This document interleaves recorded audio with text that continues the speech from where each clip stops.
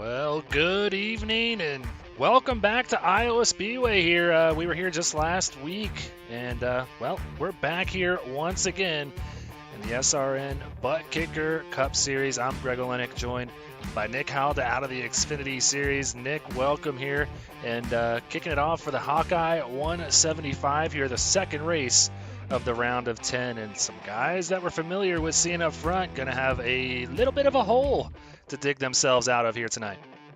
And a tight little fast track to try to dig out of. That cannot be fun.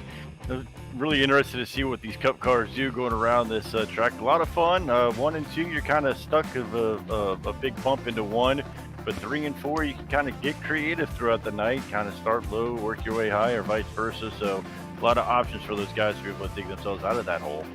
Yeah, we had a great race here last week in the TJ's Team Truck Series. Go back and watch that one again after this one here tonight, because we had a great round of races all week last week. So looking to keep that momentum going here in week 18. So let's waste no more time and get to those Buttkicker Series championship standings here. And after one race, after starting off on an even playing field, it has shaken things up quite a bit.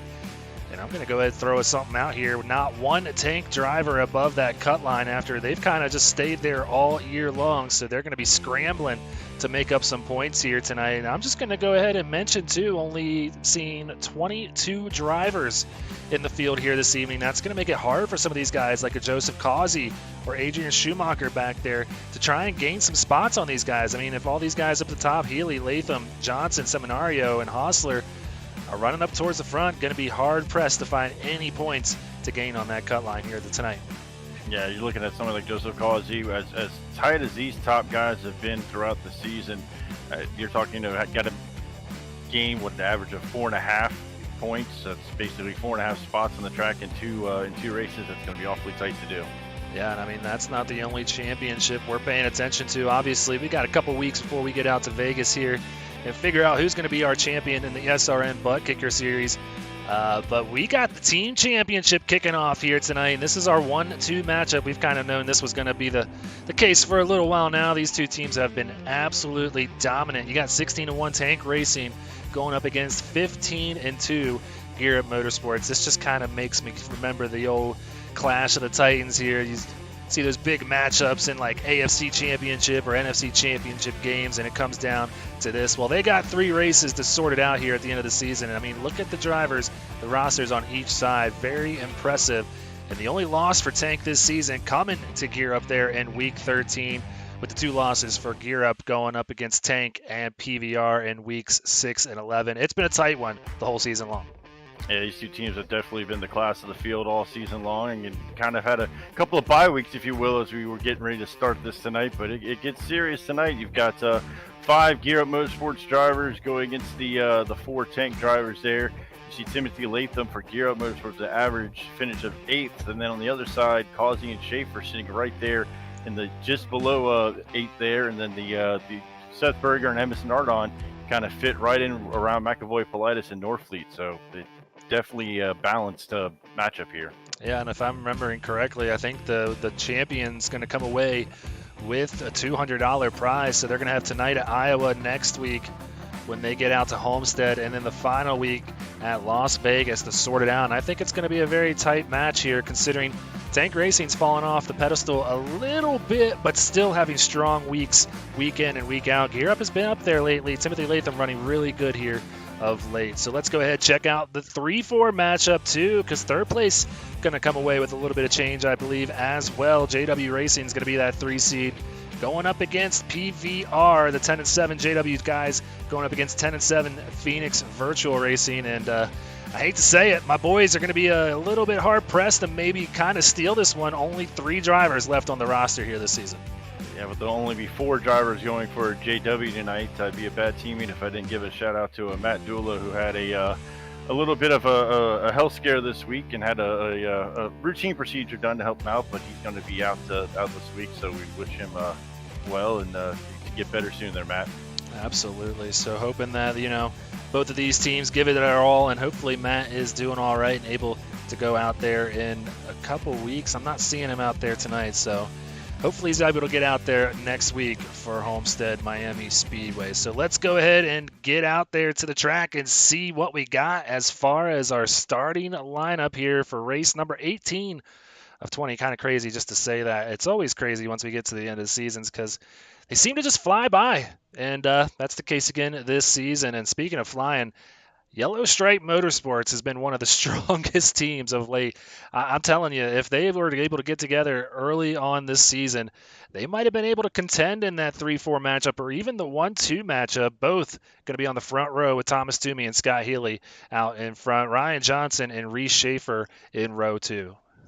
Row 3, Brandon Domain with to his outside, Brad Herman from Gear Up Motorsports. Row 4, Tanks Racing, Seth Berger, and on his outside, Phoenix Virtual Racing, Scott Kalal. Yep, row 5 going to be Joseph Causey, one of those drivers we're watching here tonight. He's just a 10th off the pole sitter's time, so the top 9 all within a 10th of a second. And Johan Seminario, one of the strongest drivers here lately, he is going to be the last driver in the top 10. Lane Hostler and Michael Politis in row number 6. Still got a few guys left to go out there and grid up, so we'll go through the remainder of our field here tonight. Lane Hostler, Michael Politis in row 6. We just mentioned that. Dave Fuchs Jr., Justin Rideout in row 7, with Timothy Latham back there in 15th alongside with Drew Ballesteros. 17th is Rob Norfleet. To his outside, Adrian Schumacher. Row 10, Aaron Gerwitz, Emerson Ardon, and row 11, Corey Saucier and Byron McDonald. So that's a look at your starting lineup here tonight, seeing that they are gridding up here tonight and looking like Drew Ballesteros, he's going to miss the start potentially here, so that's something to follow here, but he does not have much stake in the individual championship, but that JW squad, like I said, going up for that 3rd place matchup up against PVR, so think we might have an extra lap to get this done. I can never tell because the pace car lights are off. But quickly, Nick, who are you thinking about taking tonight? I know you joined a little bit late. Didn't even get to see practice, so this is a blind pick. Yeah, it's blind, but it's not so blind. You got to go with the guys with all the momentum right now. I got to go with that 64 Scott Healy.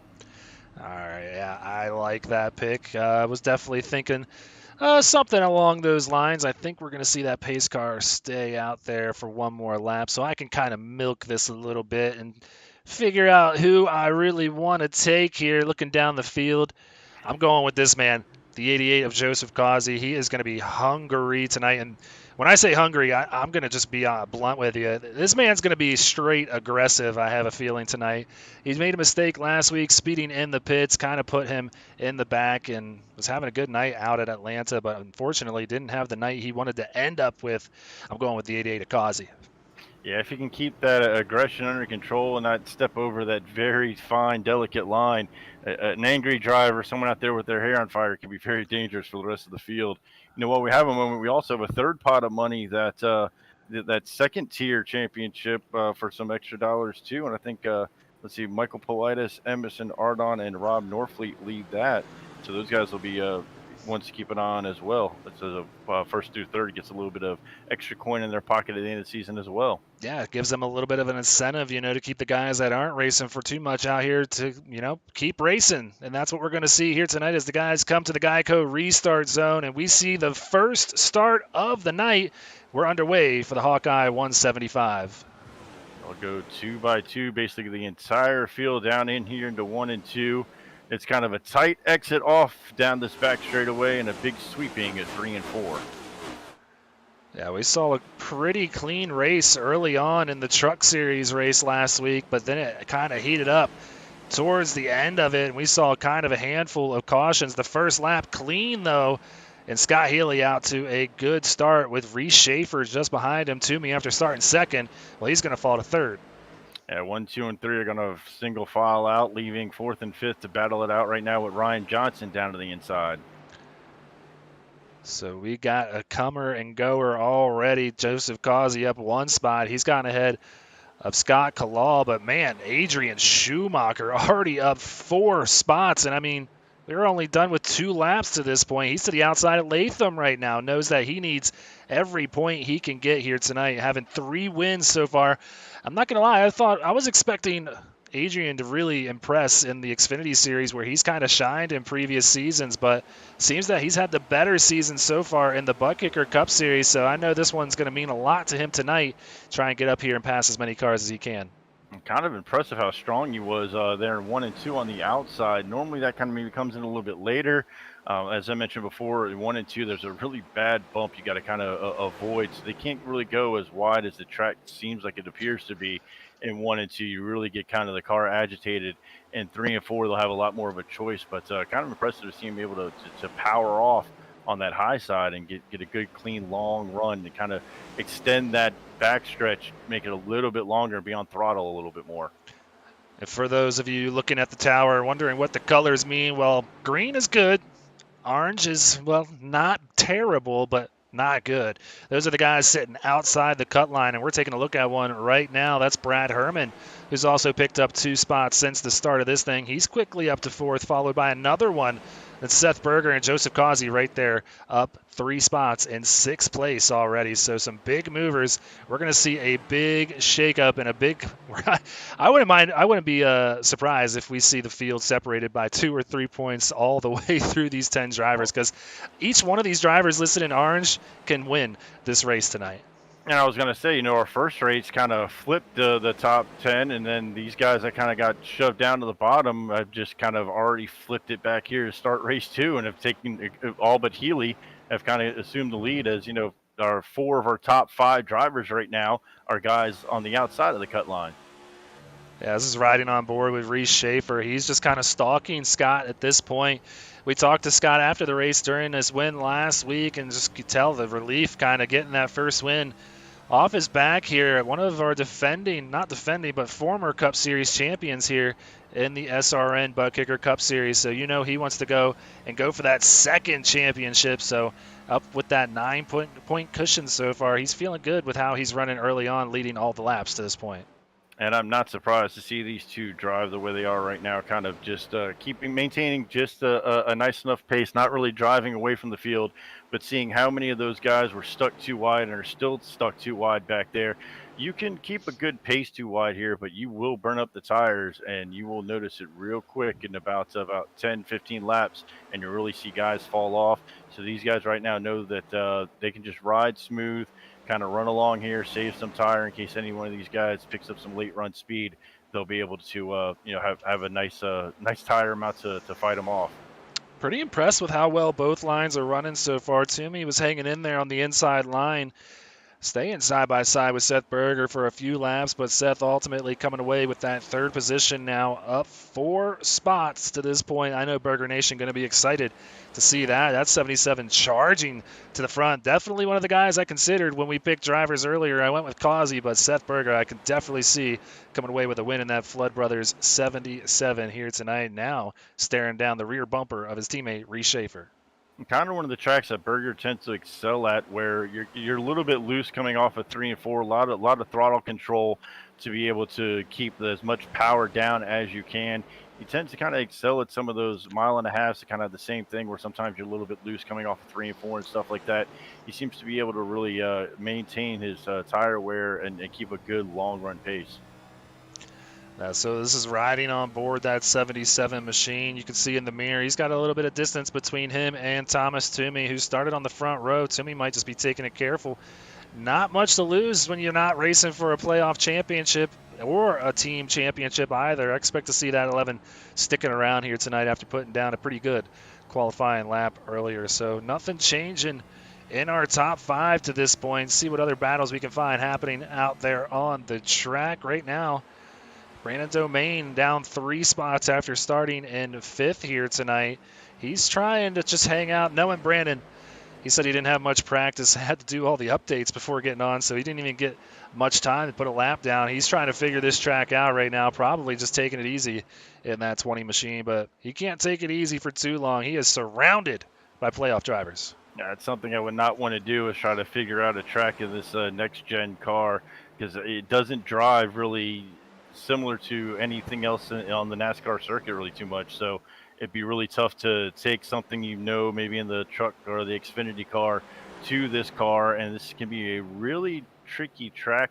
It baits you to want to overdrive it. Overdrive entry, overdrive exit.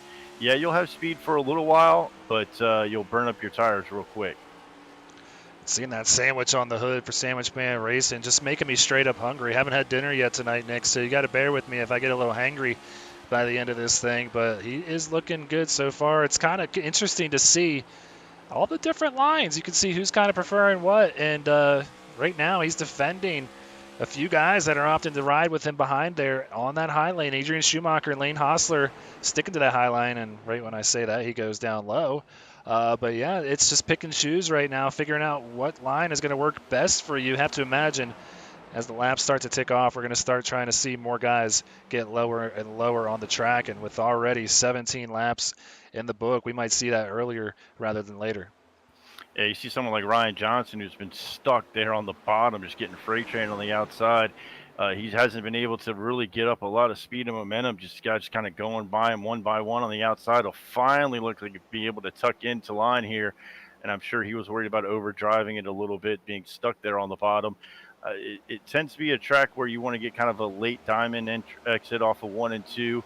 And then 3 and 4, I've even seen drivers that will take a stand of maybe go 3 or 4 laps on the bottom to wear the tires one way, and then maybe kind of focus on doing 3 or 4 laps up top and kind of cycle between both to kind of wear the tires evenly. And these guys are going hard at it. Yeah, you can see how hard he is trying to get by Lane Hostler there. Johnson already down 7 spots. That is by far the most out of any driver on the track right now. Brandon Domain next in line in front of him, down 4 spots. So you can kind of tell who is kind of taking it easy right now, but really tight moment there as Johnson now starting to pick it up. Thought about taking it 3 wide, thinks better of it. He's going to tuck in behind Adrian Schumacher, pick up 1 more spot, getting by Brandon Domain, but Domain going to fight right back on the outside line, and nothing doing for Ryan Johnson at this point.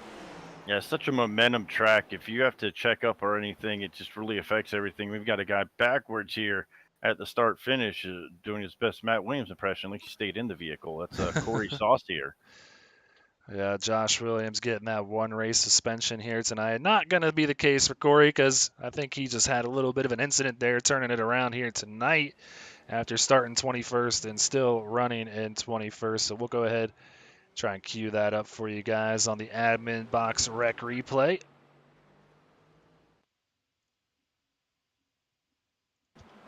So here he is riding all by himself. Just going to break it loose here, coming around turns 3 and 4. And the apron going to finish him off there. Once he got down there, absolutely no grip. But luckily for him, nobody around him in that number 3 machine, and he will be able to keep it going here tonight. And for everybody else, that's going to be a welcome sight because I think pit road about to pick up. Yeah, pit road will be open. I'm sure these guys put enough tires on their enough laps on the tires. It's really not going to be advantageous to stay out. They're all going to make me a liar. Yeah, we looked like straight fools right there. Scott Kalal going to come down. Really not sure what we're seeing here. Politis back there and Dave Fuchs Jr. all but missing pit road. Kind of a deceiving one because it looks like pit road out there outside that wall too. But they're all going to get it down here. And Scott Kalal, he's going to probably feel like Superman here. I'm shocked that we didn't see at least half the field come down there. With such a long race, though, I'm not sure how many sets of tires they have. That could have also played a factor in their decision. And it may also be the way the pit window, the fuel window is right now. They know that even coming in right now, that's not going to be an advantage. They're still going to have to take another, if they had to take 3 more stops going into the race, even pitting now, they wouldn't be able to cut a stop out of there. So they're probably figuring track position is the better play right now, especially we see how hard it was to pass initially. So I think we will see the pace car lights go off this time, and we'll get it quickly back underway. Nobody a lap down to this point, and I'm a liar, so they're going to stay out there for a few more laps, and that's going to give us an opportunity to step aside and run a quick commercial break and come right back with that Silverback Tax Solutions green flag. Silverback Tax Solutions specializes in dealing with IRS tax problems. If you are receiving threatening letters from the IRS, or if the IRS has placed liens or levies on your property, Silverback Tax Solutions can help you find relief. We have worked with hundreds of people to resolve their tax problems. If you're behind on filing your taxes, it's never too late to get on the right track. Silverback Tax Solutions can help with that also. Don't let another night go by where you lose sleep worrying about the IRS or your taxes. Head over to www.silverbacttax.com or call 662-996-4357 and contact an enrolled agent today. We can help you gain peace of mind and deal with those problems for you.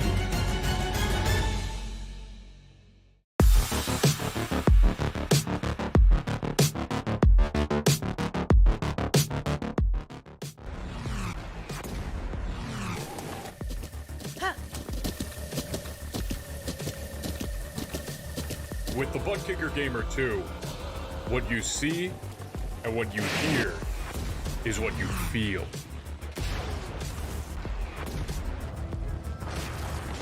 Buttkicker, the future is feeling.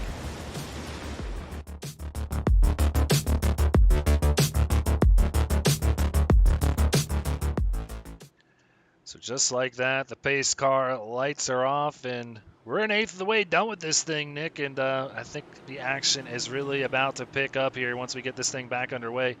I know a lot of people out there saving the tires, so they called their bluff here. We'll see just how well they were saving their tires with the field bunched back up, and we're going to see that Silverback Tax Solutions green flag waving once again here in Iowa.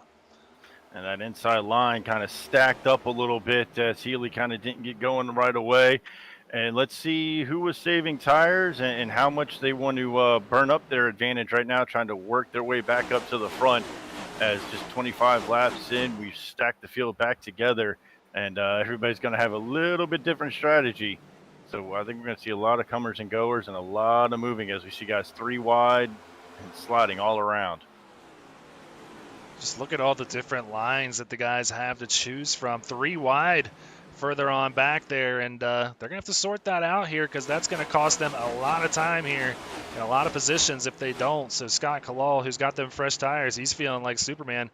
He's already back up to 15th after coming out in 20th after that round of pit stops. So if this thing stays green, that could be a great call for the 23 of Scott Kalal. We'll keep an eye on that. And there's no reason this race can't stay green for 170-plus laps to remain this thing.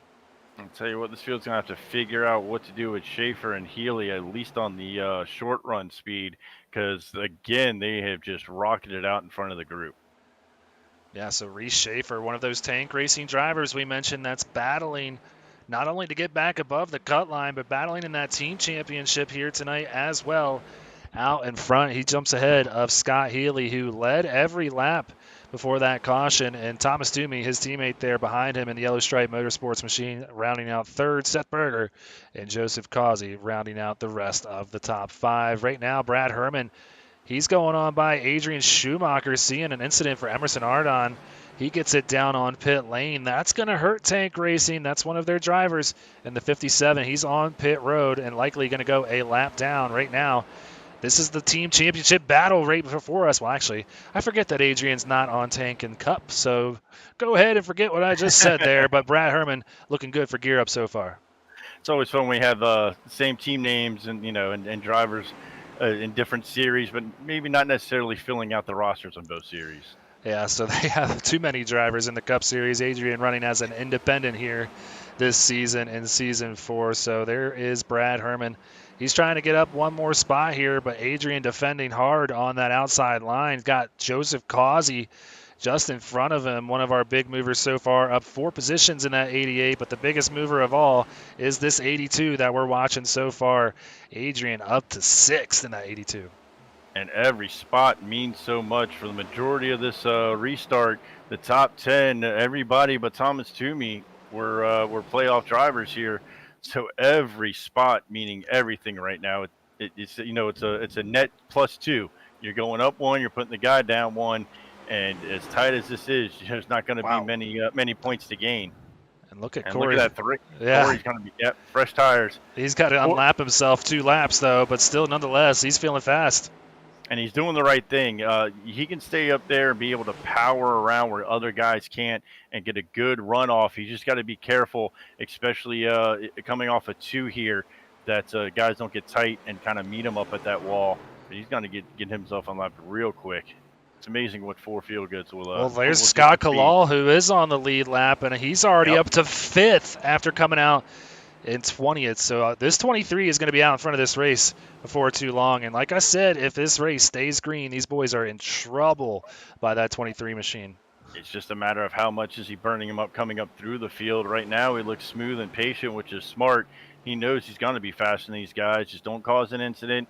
Don't cause any trouble that's going to negate your major advantage right now, and make sure you've got plenty left in the tank when you take the lead to be able to pull away, because he's going to catch these guys. I mean, what's he, 2 seconds? Toomey gets real loose in front of him there. Yeah, and you can tell these other guys are starting to feel the pressure, knowing that these 4 fresh tires are working their way up through the field.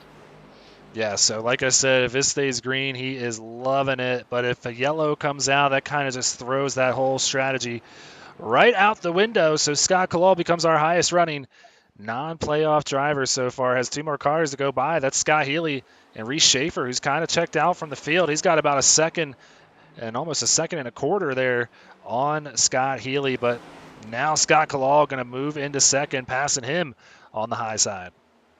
Yeah, and Healy knows he has nothing for him. He's not even going to contest too much, stay well below, and just let him kind of roll around. And, these guys got to hope that maybe a caution comes out. In the next 10 laps or so, it can make a little bit of a difference. But if we get 20 more laps in, they're probably all going to pit together again anyways. Yeah, so I have to imagine seeing this, some of these guys might be kicking themselves. I have to imagine the thought process was the tire sets that they have here, considering they might have considered maybe we'll see a lot of cautions here tonight, and they need those tires for every pit stop that they have coming forward. But right now, Scott Kalal goes from the back to the front, and maybe 10, 11 laps? Yeah, 11 laps, and he's going to be probably a second out front by the end of this lap. Sheesh. That is crazy just to even consider there. Let's go back a little bit further, though. Ryan Johnson having a tough battle right now with the 77 of Seth Berger. Seth, who was kind of charging through the field there early on, has fallen back here a little bit. Now Johnson trying to pick up all the spots that he's lost. He's still down 5 from where he began the night, but has a very hungry Johan Seminario, who is that driver sitting on the cut line here, 2 points to the good, just behind him. Yeah, Seminario sitting there at 9th. He's got Latha behind him in 10th, trying to gain every advantage he can, and seeing 3 cutoff drivers in front of him as well. There's a lot of points to gain, and these guys are getting greedy, trying to go after him right now. Yeah, so that's just the thing about it. When you have these smaller fields, you're just surrounded by other drivers with yellow on their cars. I mean, everybody in this picture is in the playoffs right now. Berger, the highest running driver out of these guys, with Toomey and Fuge just in front of him. Fuge, one of those other guys that came down during that last pit stop. He's up to 4th. Oh, boy. What did I just do? Oh, man.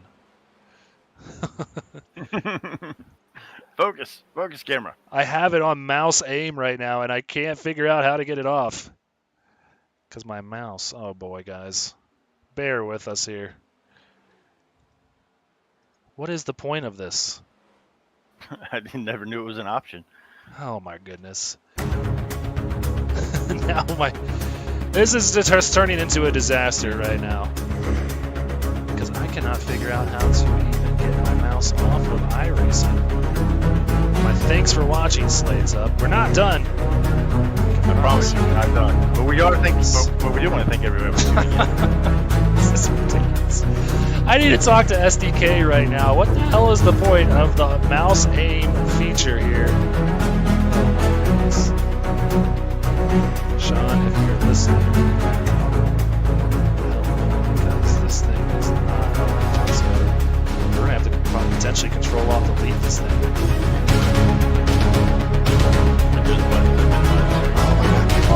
I got off of it. I think.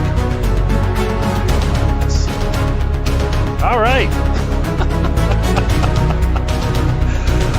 All right, we can put it back up now. And we're back.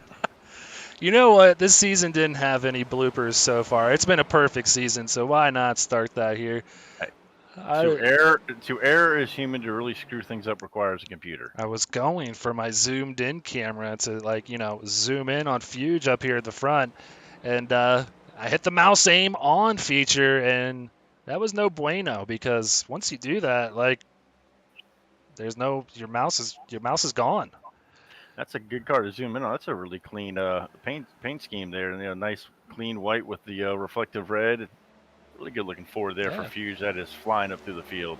It's good to see Fuge having a good night, and it's going to pay off here coming down pit lane there with just 3 other drivers. And Emerson Ardon was the other one, but he is a few laps down after pitting under green during that first green flag stop there, or green flag run, I should say.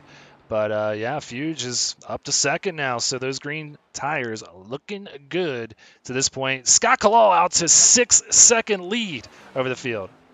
Yeah, these guys are going to start getting in danger of getting lapped maybe again themselves. How long are they going to be able to stay out? They're going to be in danger of getting to the end of their fuel window. He's going to have 25 more laps of fuel, let alone tires. He may have the whole field a lap down, and then God help him if a caution were to come out at that time. So Scott Kalal out to a 5.9 second lead over the next closest man on clean tires. Reese Schaefer says he's had enough of this mess. He's coming down pit road, and I have to imagine that's going to bring a lot of people down. Michael Politis pitted on lap 22, so he's got a little bit of fresher tires too, but sitting back there in 16th right now, not feeling as good as these other guys. Scott Kalal going to start putting some people a lap down here before too long, like you said. Yeah, he's going to start putting them a lap down. We're going to start getting into that situation where drastic different tire wear out on the track is going to cause for some tight, dicey moments. So there's Corey Saucier out in front of him, and that was one of the drivers that, it is the driver that brought out the caution. He came down and got service on that 3 machine, and Kalal running him down. Then you see the other guys in danger of going that lap down just in front of him. Norfleet, Politis, and Rideout just out ahead of Scott Kalal. Oh, and we've got guys spinning. They've clipped the apron yet again, but they stayed down off the racing surface far. Yeah, reset it, call it a night potentially in that 3 machine. Wow, he just kind of clipped it both times. Really interesting spot. I know we usually have a race-winning call of the night and everything, but this could be the call of the year by the crew chief for the 23 to bring him down to pit. And I know you're not too familiar with Scott Kalal. He's been here since the beginning, the onset of Speed Racing Network. He's been a playoff driver every year except for this season, so the first time for Scott Kalal not making it. But Scott has never won a race here in Speed Racing Network, so potentially, like you said, having the call that could maybe put him in that winner's column here this season. So we've got 6 drivers on pit lane: Ryan Johnson, Justin Rideout, Drew Ballesteros, Brandon Domain, Emerson Ardon, and Corey Saucier, who we just saw take that tow. The next one on old tires, Joseph Causey sitting there in third, almost 10 seconds back of our leader. Yeah, we saw basically guys 17 through 20 started seeing them in the rearview mirror and said, I better pit now before this gets any worse. And they're a lap down. So right now he has, I think, everybody but 14? So 15 on back is a lap down right now if I'm looking at the scoring correctly. Yep, that's correct. Michael Politis, the first driver, not a lap down. He's back in 14th, who I mentioned did pit on lap 22 just for 6 seconds, though. So maybe just a fuel-only stop. I'm not quite sure. But there you see the guys trying to merge back onto the track here. No takers this time by on pit lane. It looks like Causey going to stay out there. Scott Healy, who's fallen back to 5th now behind his teammate Johan Seminario. He is almost, 10 seconds back now. Looks like Adrian Schumacher, he's going to bring that 82 machine down and get 4 tires and fuel. And Politis missing it again. I believe that was Politis back there. Yeah, he did it before, you're right. yeah, just barely getting that thing. And it's not like, we saw what Kalal was able to do on those fresh tires but he only had to pass the guys once. These guys have got to get around him twice. Now, he'll have to pit. So those guys went about 54 laps. So he'll have to pit probably in about another 20, 25 laps.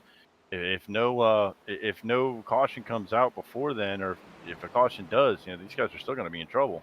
Yeah, not taking my eyes off the 4 of Dave Fuge Jr. too. He's cutting that gap down a little bit. Not sure if Kalal is losing the handling on that machine or if he's just saving tire now, knowing what's about to happen here, because the script is going to be flipped on him, and we got a caution out here. It's Healy. Oh, and that's going to be interesting. Where's the lucky dog? Right now on the pylon, it's showing as Schaefer will be the lucky dog. He was sitting in 16th the lap down, I believe. Yeah, pending that he wasn't a part of this here. We'll have to take Right. a look. And he was running right around there with his teammates, so yeah. So let's bring up the admin box rec replay. Figure out what happened to last week's winner. Might be something involving his teammate, potentially, Toomey.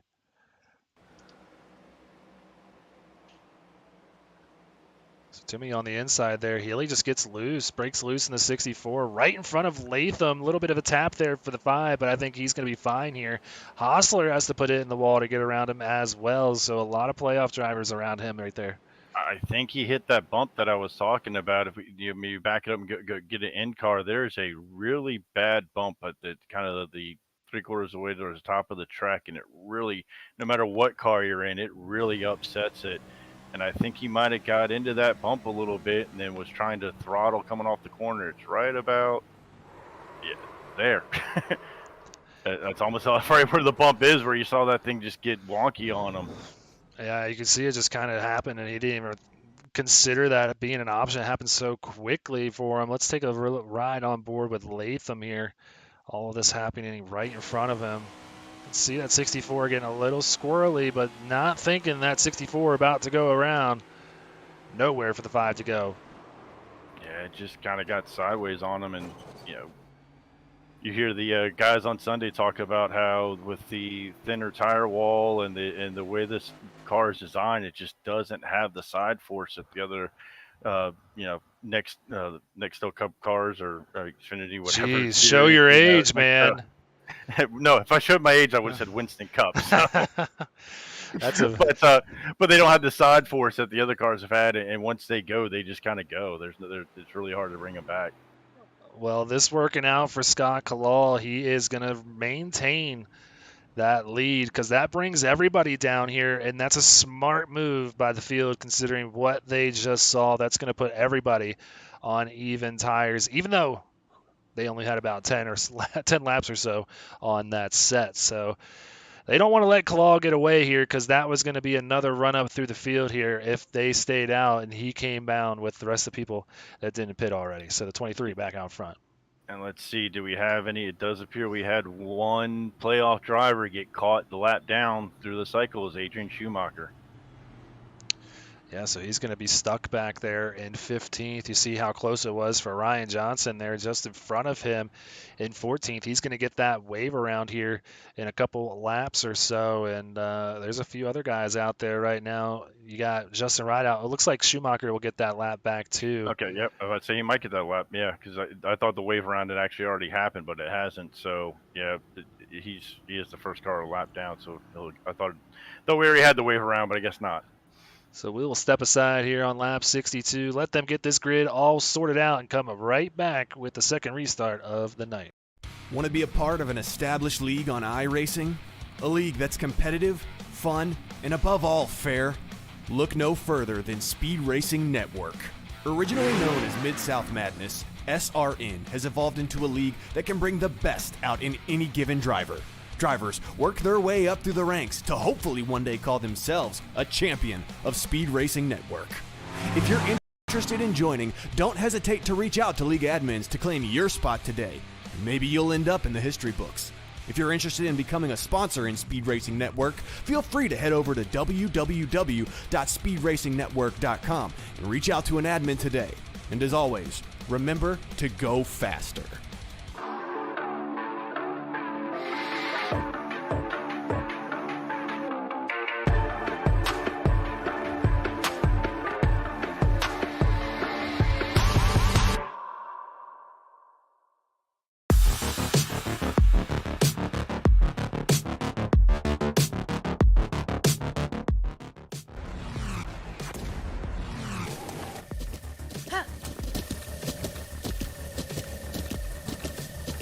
With the Buttkicker Gamer 2, what you see and what you hear is what you feel.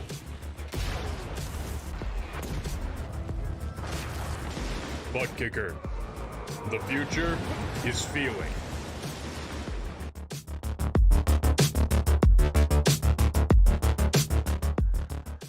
Here we go. Pace car is off, and Scott Kalal going to have the field in his hands. Joseph Causey to his inside, and we get it back underway. The Silverback Tax Solutions green flag waving here again at Iowa. And just like we've seen all night, the leader jumps out to a big lead, 1, 2, and 3, able to get kind of single file here, but everybody on back stuck 2 and some 3 wide. So very curious to see how the 23 does here. Everybody on even tires now. Reese Schaefer, the only one to not really come down, unless it's just not registering correctly. He's back in 12th now, so would consider him. Oh, he might have had to take that wave around, so he didn't get to move up through the field. So Reese Schaefer, who was leading this race, back in 11th position now. Yeah, and I just see that I thought Schumacher was going to get wave around, but he did not. He stuck a lap down still as well. So here's Reese Schaefer right there in front of Adrian Schumacher, who you just mentioned is a lap down. So Schaefer trying to get back in the top 10. He's got Aaron Gerwitz and Brad Herman just in front of him here. So he's got a lot of traffic to sort his way out through here. It's going to be hard to save tires and pass cars all at the same time. And we're not even halfway through the race, and there's been a lot of different scripts and storytelling kind of going on just in the first, not even halfway through this race. Yeah, and even in the truck race last week at Iowa, I was kind of curious to see how that race was playing out. You know, you don't usually expect to see strategy come into play for short tracks. You think everybody's going to be on the same one, but that was throwing things off for a bit there with the way Kalal had taken advantage of that first caution here. But now everybody, like I said, on even tires. Ooh, Toomey in the wall back there. Latham going to go ahead and move into the top 5. We'll see if Kalal can step away here. He's up to an 0.8 of a second lead here. Clean air paying off so far for that 23. I think there's still going to be a lot of strategy to come into play because we figured we saw that there was about 50 laps of the fuel window. So with this, if you did 50 and 50, how are these guys going to take care of the last 30 laps that's going to be left over? Are these guys going to max it out each time and then just have a 30-lap run? Or somebody going to try to get creative and kind of try to chunk it up into even thirds and try to break this up a little bit. So still a lot of strategy left to play. Yeah, I'm trying to figure out from Sean Griffith how many tire sets these guys have. I'll get that info for you here shortly. But with everybody coming down after just about 10 laps on that last set, I have to imagine it's not as big of a worry as we were initially thinking it was here. They usually give them a generous amount, you could say, of tires, but Latham now under attack here with Toomey going to the outside in that 11 machine, bringing potentially Lane Hostler along with him. So all these guys sitting here in the top 5 so far, they have those hungry tank drivers behind them there, Seth Berger and, Adrian Schumacher, who runs for Tank in the Xfinity Series. They're trying to get by to make up some ground on this cut line here. And Toomey right now, to me, looks the fastest. He's really able to kind of roll this a little bit higher line and get a little bit more drive off on the corners, especially 1 and 2, able to roll a little bit more speed through the corner, drive it down and kind of get a late diamond off. And you can see how much on corner exit he was able to drive away there from Latham, as now Latham comes under attack. Yep, Hostler putting the pressure on Latham as well as Adrian Schumacher, who is a lap down. He's trying to get it back the old-fashioned way. We'll see how it works out for him here. But here goes Toomey on by Johan Seminario. Toomey, who started second here tonight, trying to get back up from where he began the night here. Actually, I think he might have qualified on the pole. So Toomey, he wants to get back out in front of this thing. Yeah, he's definitely the class of the field of these 5 guys in our picture right now, kind of pulling away a little bit. And one thing I'm noticing is as these guys are out on even tires and these cars balance out a little bit, notice a couple guys dive down early, and if they're not able to make the pass, you lose kind of so much momentum into the next corner that it ends up killing any kind of run you have. At least early on, these guys on the outside are able to keep them pinched down and kind of drive away from them a little bit. So Seminario going toe-to-toe with Adrian Schumacher there in the 82, who, like I said earlier, is a lap down. Trying to make his way up through the field here. He's taking it on the high line. Johan going to try and tuck in behind him here after this set of turns to not let anybody else freight train him and go on by, because he's got a hungry Timothy Latham as well as Lane Hostler, two of our final 5 drivers from last season, including our defending Cup champion there. And that Raise Energy number 5, Timothy Latham, he wants to get back out in front here tonight. As well as Seth Berger. We saw him make a great run up through the field on the first early stint, and then he kind of faded off a little bit. And I haven't really seen him pick up any damage or anything, but maybe he kind of filed away in the notes of when he can make a run and trying to maybe make it a little bit later this time so he doesn't have so much fall off on the other side. Yeah, and you can take a look at your tire info too and figure out, whether or not you're kind of killing your tires here with how aggressive you are running. So maybe he saw some data and toned it down a little bit, because like you said, he was running up through the field in a hurry there early on. So Scott Kalal still out in front of this thing. Joseph Causey back there, though, chipping away here the last couple of laps. Kalal hasn't really been able to extend it over a second here after getting out to a good early lead after this last restart. So the 23 out to about 8.5 tenths, 9 tenths of a second lead over Causey. And Dave Feuds Jr., who's still maintaining third back there, well, he's got a hungry Thomas Toomey going to the inside now. Yeah, these guys, I think, are going to kind of make quick work of Feuds. She's been stuck on this high side, just trying to wrap this high side a little bit, save some of those tires. But these guys are getting a little bit faster pace on them right now. I don't know if that Highline's going to come out to prevail later on in the run, but he's been running, this Highline the entire time. Yeah, so he qualified 13th, currently running in that 4th position, kind of fitting for the 4 car here, and good to see Dave out in the top 5 here early on. So that pack behind them, though, still nose to tail with Johan Seminario, Latham, Hostler, Berger, as well as Gerwitz joining the fray now. Latham taking a look to the inside. He's going to make it really hard on Seminario, at least stick the nose out right there. But through 3 and 4, the high side will have the advantage. And let's see what happens at the line. But Latham drives real hard into 3 and 4. And he's going to bring Hostler along around, no problem, around Seminario. Yeah, Seminario losing 2 positions just like that. Now he's got a mirror full of the 77 just behind him. So the 5 in 5th place here, followed by Hostler, Seminario, Berger, and Gerwitz. Healy trying to make his way back up through the field, too, after taking that spin. And the way that Seminario kind of backed off and tucked in line real quick, I think he thought maybe discretion was a better part of valor. And if he didn't kind of give up these 2 spots, it might cost him another 3 or 4 spots. So I think he was content just kind of back out and get tucked back in line as fast as he could. Well, that Camry driven by Joseph Causey getting bigger and bigger, noticing that Thomas Toomey coming into the fray now too. Causey probably wants to go ahead and push it a little bit here after saving early on and get back out in the lead, because that 88 has yet to lead a lap here tonight, knowing how important each and every bonus point's going to be for him here this evening. He wants to get out in front in a hurry after you see that big bump that you mentioned there. Very bumpy track here at Iowa.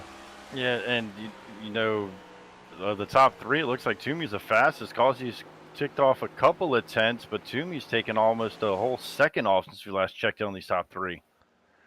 Yeah, so we're going to have a 3-way battle here before too long, but Causey really putting the pressure on now.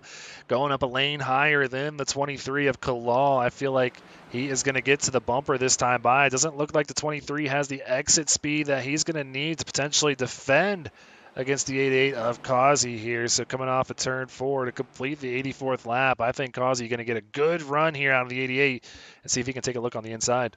He's definitely going to think about it. He's peeking there right now, and yep, he's going to be able to drive it in a lot harder and make it stick, at least for right now. But Kalal battling hard on that outside, trying to make that exit hard. Yeah, Kalal, I think, going to go ahead and take the W here as far as just, still a net gain after making that stop earlier out in front of this thing. Figure out how to get back out in front of this 88 here as the laps tick off. But new leader, Joseph Causey, out in front here at the Hawkeye 175. And I know that Latham was driving hard with Berger, Seminario, Hostler. We saw all those guys going at it a little bit. But for Kalal, really the only 2 guys on the track right now that have made up any time on him are these two that he's running with right now. Latham is starting to take it off a little bit, but these guys are also mixing it up in front of him. But Latham is not gaining anywhere near as fast as Causey and Toomey were gaining on Kalal. And another thing, too, to kind of benefit Scott Kalal here, like I said, he's never won in Speed Racing Network, so why not use one of the best in front of you here to kind of maybe pick up on something you might not have known here at Iowa Speedway. So kind of following in the tracks of the 88, maybe picking up some knowledge out there as well. We're on lap number 88 with the 88 out in front. I feel like we should win $1 million or something for that, considering that worked out that way here. But Toomey getting bigger and bigger in the mirror of that 23. And I think he's really saving because, he caught up. He was less than a second behind Kalal and thought maybe those guys were going to get all bunched up together. Causey kind of made quick work of Kalal, but I think Toomey's really on a save mode because it's almost like when he's wanted to, he's been able to push right up to these guys, and then he's kind of backed it off a little bit. Well, Fuge, who was one of those guys that took advantage of that early caution to come down and move up towards the front, now falling quickly through the field and now checking in. He's in 8th with Aaron Gerwitz looking to the inside now. So he's going to fall back to 9th and potentially 10th here with Scott Healy right on the bumper of that number 4 Ford Mustang. Yeah, Healy's trying to get back up in here and try to knock out Causey and Berger, the guys, keep those guys on the bottom of the cut line. So riding on board here with Dave Fuge Jr. now back in 10th. Got Brad Herman now next in line to potentially take a look on the inside here. Herman wanting to get back up to where he was running in the top 5 earlier on, knowing the importance of that team championship matchup right now. The highest 3 scoring drivers for Tank Racing, 1st, 6th, and 12th. And our highest running gear up driver is going to be Latham in 4th, Herman in 11th, and Norfleet in 13th. So if my math is mathin', it is a tight race right now for that first round of the team championship. Yeah, I'm not even going to try to figure out those points because they're just crazy close. Yeah, so we'll keep an eye on that here. Toomey finally getting on by Scott Kalal here for 2nd. So Causey's starting to step away here. He was taking it easy earlier on and really putting it on these guys now. He has got about 2 or 3 tenths a lap here in the last couple of laps on these guys. Yeah, but now that Toomey is past Kalal, let's see if he wasn't playing a little possum, and we'll know in about 3 or 4 laps if he's got anything to catch Causey. And here comes Latham, too. Still maintaining that 2.6 gap between him and the leader, but these two in front of him coming back into play here. So Latham would love to move up to 2nd here, pick up more points because he had a great running last week, almost coming away with the win in Atlanta, and now sitting pretty above that cut line. 5 points to the good. Another 2nd place run. Scott Kalal gets loose in front of him. Yeah, he kind of broke loose. I was just about to say a good indicator of who has a good handling car here at Iowa. That was going to be a great shot. It's who can kind of do a late diamond off of 2 late in the run, who still has enough to be able to turn the car down versus kind of roll that off of exit.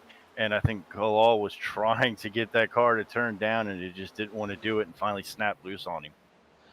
So that moves Latham up to 3rd. Hostler quietly sitting in 4th. Now Johan Seminario moving into the top 5 when he qualified 10th here tonight, up 5 positions so far in that 12 machine. So you see the green kind of rising to the top here on the tower. That is not what the guys in orange want to see whatsoever. But I know Causey out in front loving what he's seeing in that number 88 machine as he is almost to the halfway point in this one here, leading the way by about 1.5 seconds over Thomas Toomey. Yeah, that's been about the same 1.5 seconds it's been since Toomey took over 2nd place. So those guys are putting down similar lap times, but Toomey right now just almost maybe content to ride a little bit and tick off these laps. We still 3 laps shy away from the halfway point. Yeah, you can take a look at the tower now to see the last laps there, and pretty similar throughout the top 10. The standout being Herman and Schaefer about 0.2 of a second off, but everybody around that 25.5 second mark here. So not much time being gained and not much time being lost by our leader, Joseph Causey, out in front. And that's not uncommon for Iowa. You tend to see a quick fall off on times, but then almost you get like this kind of plateau effect where everything just kind of doesn't get any worse, and everything just kind of settles out from there.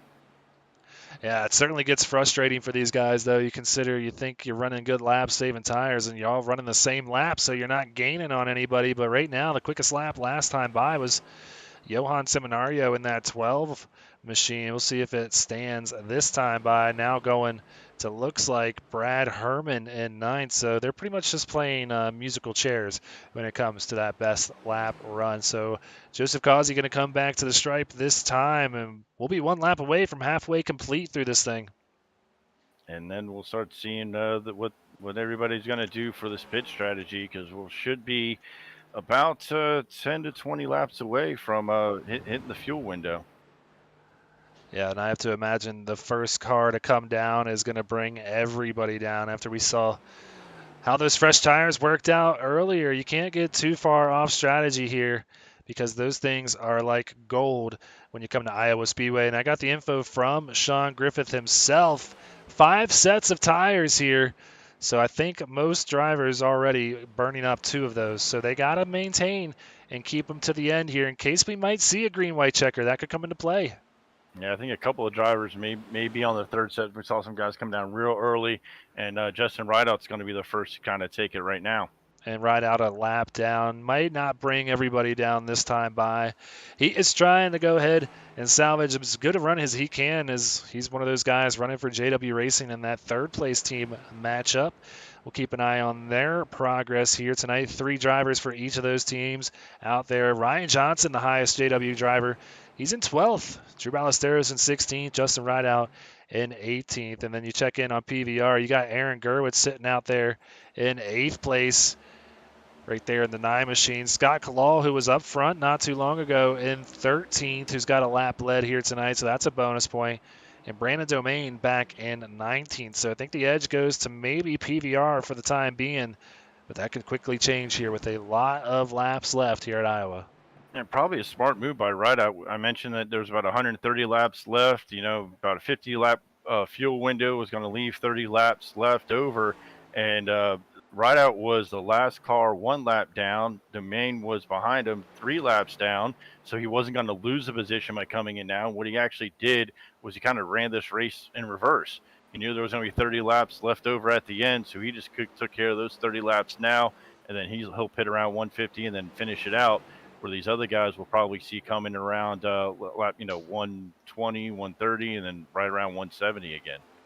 So there goes Brad Herman on by Aaron Gerwitz. That car does not look happy in that Silverback Tax Solutions number 9. It looks a little bit loose here, which we've seen. Ooh, I'm hearing someone get into the wall there, and that looks like Seth Berger with a big hit. That was, you could hear it on the broadcast. That was a big one. Yeah, not only did it hit, the wall glue stuck, and yeah, that thing is wobbling all over the place. That's really unlike to see Seth Berger struggling. He's stuck on that wall right now.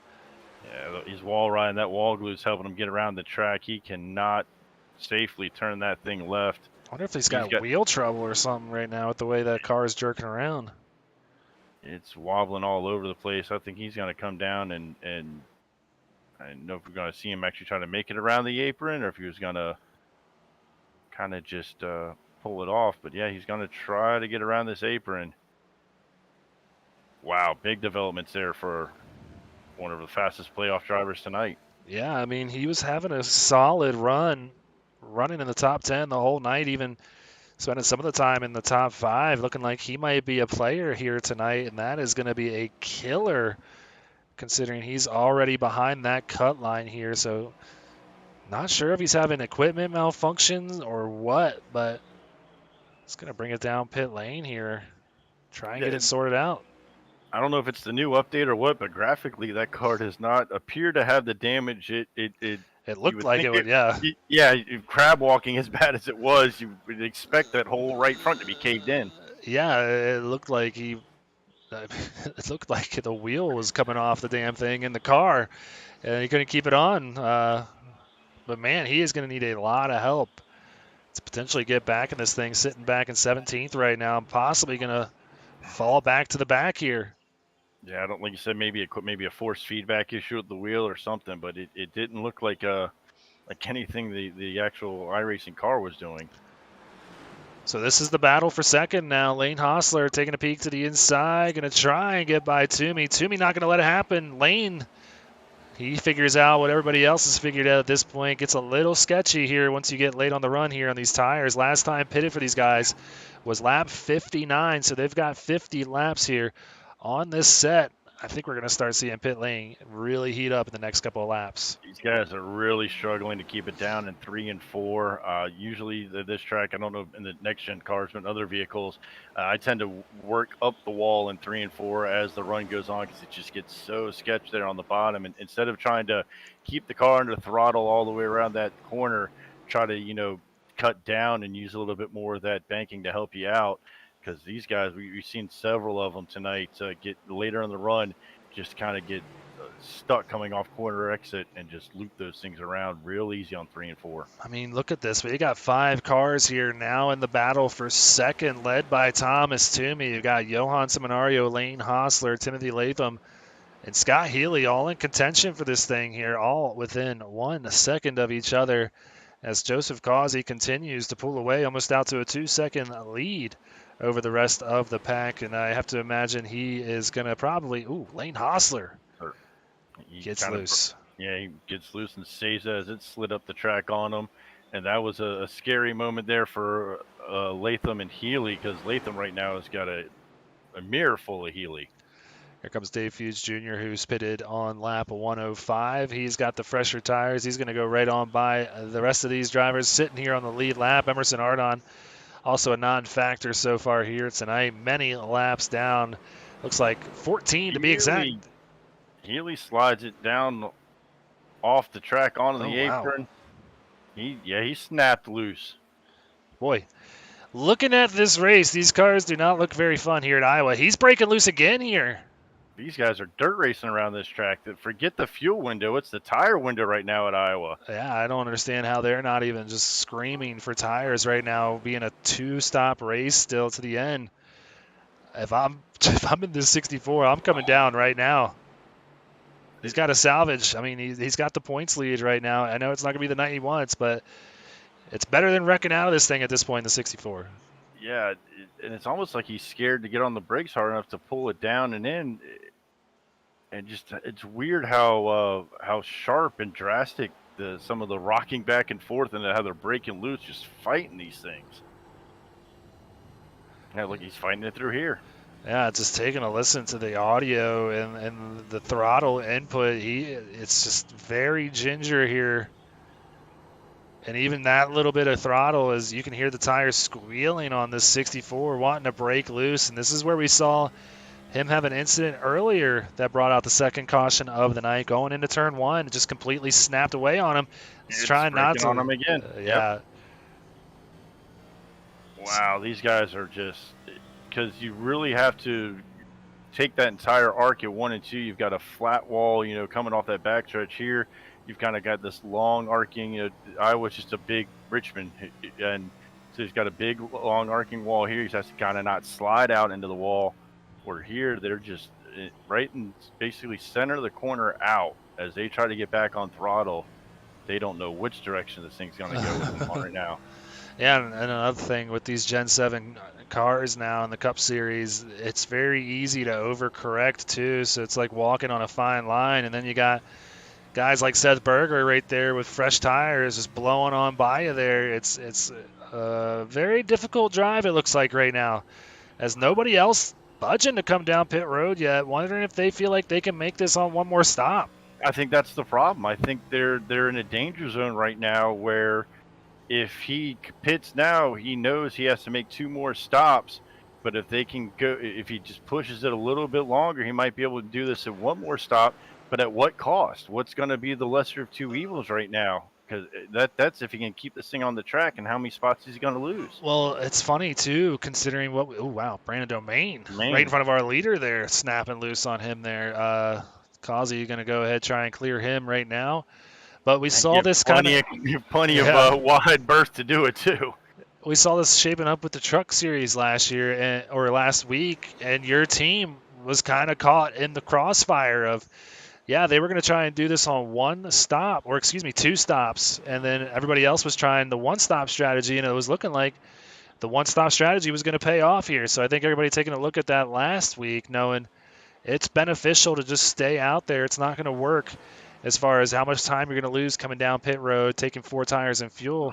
It's not going to pay off. So everybody trying to milk this thing as far as they can go here. It looks like they're just creeping around this track. I was about to say, look at Causey. Is it just me, or is it just like half throttle, babying it around? I think all these guys know if I pit, I go a lap down. If I stay out, there's no way this leader is going to be able to come around and lap me. I may lose 10 spots, but I won't be a lap down. And I think these guys are just trying to baby these things all the way to the end. But what's going to happen at the end of the next cycle when they're racing for the win like this? Yeah, I don't know.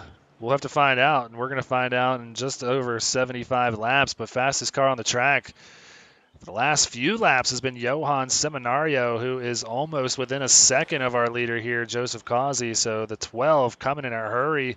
When it seems like everybody else's car is going away, his might be coming to him right here in the end.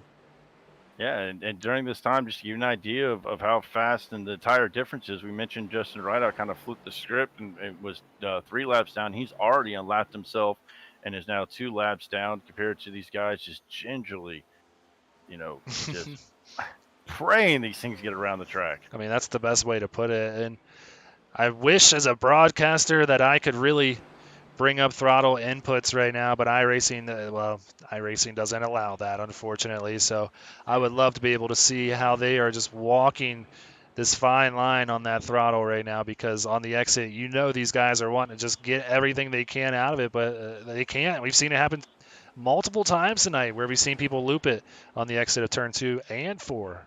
And you don't have to necessarily see the input. You can see how the car's rotating. You can hear the engines. And, I mean, look at that, just the amount of speed that Causey had entering that back stretch. It just visually is drastically different. Well, a good benefit here to Causey's purpose tonight, who, comes into this race shockingly 9 points to below the cut line. Right now, trending towards potentially leading the most laps here so far. But right now, if Seminario gets in front of him, that pretty much voids one more point. Seminario, that guy sitting on the cutoff line so far, pretty much washes away one of those bonus points that Causey has here. So it's very important to not only come away with a clean race and get that bonus point, but to get most laps led as well as a lap led too. Try and get each and every one you can here tonight, because they might even just come away with a 1 point difference. And I think we just had our first playoff. Caution, Ronnie Johnson. Oh, wow, that is horrible timing. Or Scott Healy, actually. Healy. I was going to say we just had our first playoff driver that was on the lead lap, wave the white flag and come Schaefer. in. Schaefer just pitted and just went a lap down and will not be in contention for the lucky dog. Now everybody else is going to have to pit ahead of him. So we'll see where he cycles out. But bad timing for Schaefer. Yeah, and Healy all by himself here. I think we know exactly what's about to play out as we take a look at the admin box rec replay. Same spot that we've seen him struggling. Exit of 4, we've seen Saucier go around here tonight. Now we've seen Healy go around twice tonight as well. Guys are doing a great job practicing their burnouts for the victory. It's all that team right there at the start-finish line. Yeah, but I mean, we were just riding on board with him for about 5 laps, and we saw this coming. We talked about it, and just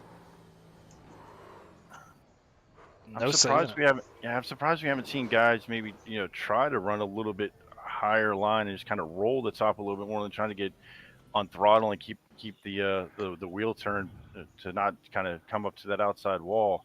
But man, this could make for a very interesting race for the win if these guys are fighting the same conditions here at the end of this race. So trying to get a read. I'm not sure if Healy's out of this thing or what. But here comes the race off of pit road. Going to be led by Joseph Causey, Seminario, Toomey, Latham, and Hostler. That's going to be the top 5 as they bring it off pit road. Looks like Schumacher still out there Can't imagine that was by design here. I think he is going to bring it down pit road. Well, he was a lap down, remember? So I think he was in position to be the lucky dog, so he couldn't pit. I'm not sure because he's being scored there as you see him falling through the tower. He might have been back on the lead lap here in the 82. He was driving up through the field pretty well. Not sure if he did make the pass, but nonetheless. Yeah, I think maybe he took the lucky dog. He's now pitting after taking the lucky dog, and we'll have to see. Well, there you go. And that shakes things up quite a bit here, as that's our third caution of the night for the Hawkeye 175. Joseph Causey leads it so far. We're going to step away for another quick commercial break. Do not go anywhere. Silverback Tax Solutions specializes in dealing with IRS tax problems. If you are receiving threatening letters from the IRS, or if the IRS has placed liens or levies on your property, Silverback Tax Solutions can help you find relief. We have worked with hundreds of people to resolve their tax problems. If you're behind on filing your taxes, it's never too late to get on the right track. Silverback Tax Solutions can help with that also. Don't let another night go by where you lose sleep worrying about the IRS or your taxes.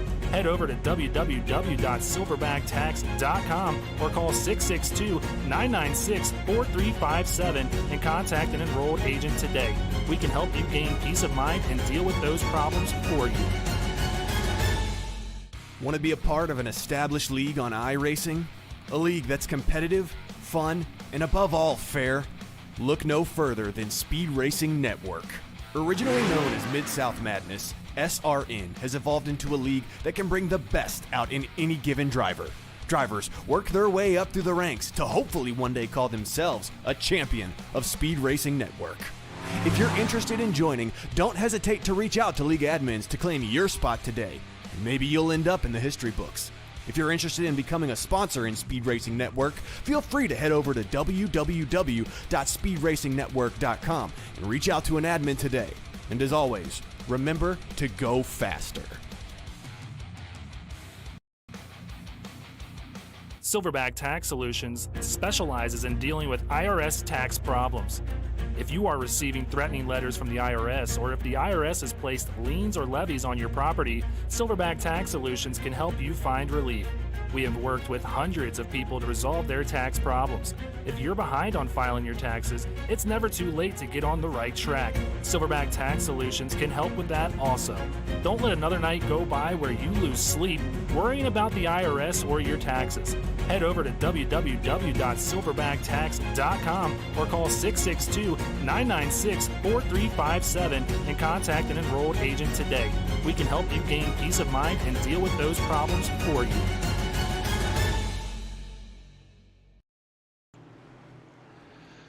Well, pace car lights are off. We're going to see that Silverback Tax Solutions green flag waving to complete this last 67 laps here. I think these guys might be able to get it to the end here as we see it's waving once again for the fourth time here tonight. Joseph Causey gets him off to a good start, bringing Latham with him potentially to the outside of Johan Seminario. So a lot unfolding that we didn't even realize under that caution during that commercial break. Scott Healy has been disqualified after that was his second EOL of the night, bringing out two cautions on two self-spins for our points leader after the first race of the round of 10. So, you know, we mentioned all the storylines adding up early on here. That's only adding fuel to the fire as you see him out in 19th right now. Potentially he's going to finish in 20th here with Emerson Ardon still out there on track. I feel like the standings going into next week, we might as well just put all these names in a hat and pull them out 10 different times. And It could be any one of those 10 combinations right now. It is going to be a very tight, wild race to knock this group down after next week. And we still have the rest of this week to try to figure it out. Yeah, and we were talking too over the break as well, like, what do you do here if you're the leader or one of these guys sitting here in the top 5? How hard are you pushing, knowing how that car was feeling at the end of this thing? Right now, Causey holding on to that lead as track position is important, but Johan Seminario, who restarted second, sitting there in third, looked like he had the best long-run car here during that last run we'll see what he does here. It's kind of a hard strategy to figure out what you want to do. I mean, do you play the we'll see another caution card and you get out in front, or are you really just saving here and potentially going to give up a lot of spots and gain a lot in the end too? It's one thing to know that the fuel's going to get you there, but what kind of car are you going to have to drive? Are you going to be able to keep the thing straight and keep any pace going? Right now, I think these guys are opting for backing it off, all but Causy's, kind of running his same pace. I say that now they're finally kind of mixing it up back here, but I was surprised how much this top 10 was really kind of content running single file, but now we're running 3 wide through the corner. Oh, a tight run there for Toomey and Norfleet. That's going to kill the momentum in that 56, who's had a quiet run up through the field after starting 17th. Good to see Norfleet coming through for his Gear Up guys. Gear Up looking really good right now in this first round. Latham in second, Herman in fifth, and Norfleet in sixth. That is substantially better than Tank Racing right now, even though Joseph Causey out in front of this thing in first. Next, you're going to find Reese Schaefer in 12th and Emerson Ardon down there in 19th. So Gear Up might get away with one here at Iowa, coming in as the lower seed. But, I mean, you have a 16-1 team going up against 15-2. Either can strike and have a great week in and week out. And remember, it's not a cumulative score. It's the best of 3 weeks. Yep. Each week being an individual chance to take a point, if you will. So the first to 2 wins will take it all. So Toomey getting real close to a few of these guys. Here comes Kalal back into the picture too, who we saw leading a lot of laps early on. He's moving back into the top 5. Almost gets into the wall there. Toomey's trying to settle in here somewhere, as you see Ballesteros, who is the first driver, 1 lap down in 14th, going and trying to make a move here. Very tight racing from about 5th on back.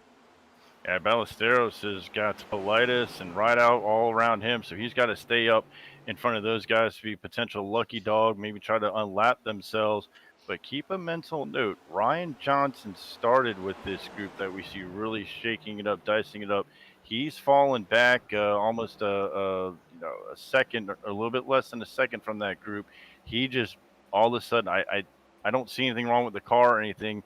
I think he purposely just backed out of it there and let those guys go. So it'll be we'll see if he's maybe on that extreme Oh, save. caution. Might be Seth Berger. Caution. See if I can find him. There he goes through the grass. So Wow. Seth What a Berger, frustrating night for Burger Nation. don't think he already had an EOL to his name, considering the troubles that he had earlier. No, he kept it moving at enough of a pace. Remember, we saw him kind of go around smacking the wall and then finally get it down to the apron, but it never brought out a caution. So it'll be his first EOL. And at this point, he's just trying to get enough laps out there to get ahead of Healy an extra point or two. Yeah, every point going to matter here, and just a frustrating night overall, running right behind Ryan Johnson, who we were just watching. Seth Berger turns it where we've seen a lot of drivers turn it all night long, and I mean, we still got 50 laps in this thing. One more EOL, and he's going to be parked too. This is something that we didn't consider even being an option tonight for a lot of these guys, and well, I'm going to go ahead and bury the lead a little bit here. We got mixed strategies taking place right now. Ryan Johnson, Timothy Latham, Brad Herman, all these guys coming down. Rob Norfleet, Lane Hostler, the top 6 staying out. So everybody except Joseph Causey, Scott Kalal, Thomas Toomey, Johan Seminario, as well as Adrian Schumacher and Reese Schaefer pitting here. I guess these guys are figuring if they're there, I'm going to use them. I don't imagine they may have. We had 5 sets. So Yeah. May have 1 left. Yeah, so but that might be their last, but yeah. I think they might still have 1 in the bag. I'm not sure. We've had a lot of interesting takes here tonight. Well, that being the 5th caution or 4th caution, I would have to imagine that they would still have an extra set left. And things that we thought we'd never see, where a driver still with good speed and good pace getting 2 EOLs. Normally it's like, okay, if you had 2 EOL penalties, you're probably involved in wrecks and the car is probably junk at that point anyways. So, you're not probably going to be able to do much on the track. but we've seen two of our fastest guys tonight, or one get disqualified, one now on the verge Yeah. of getting disqualified for self spins with little to no damage. I'm sure Berger picked up some going through the grass there a little bit, but no damage, no contact with other vehicles or the wall. Yeah, at this point, I mean, Seth Berger knows he can't really pick up too much.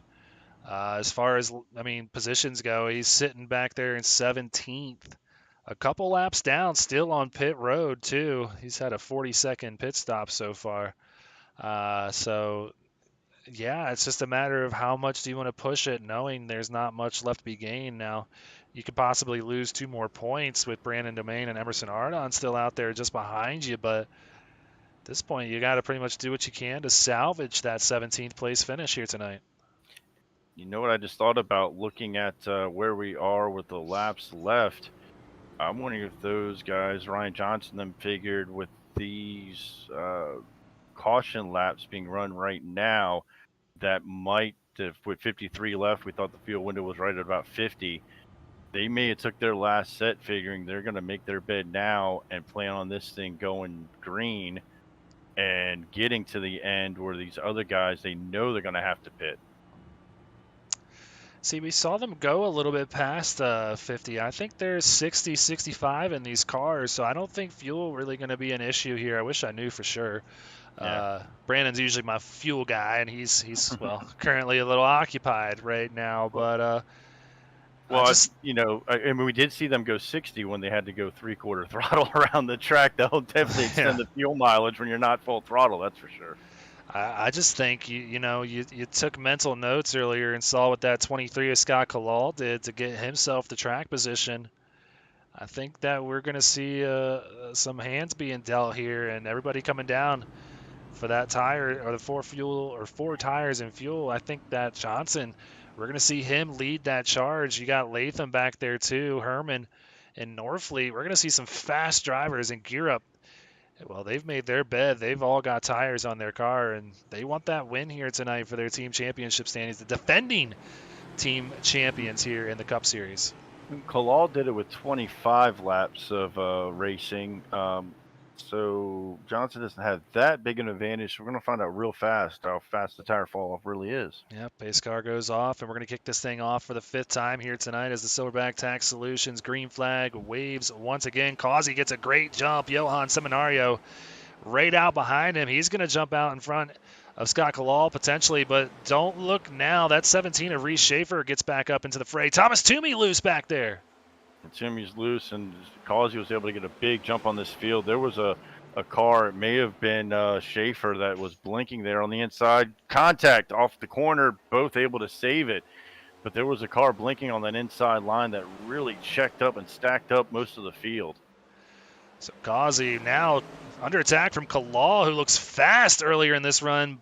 Causey a little bit of a block there, but not too bad. He's going to stun the progress of that 23 who looked to have a really good momentum off of turn 2 here.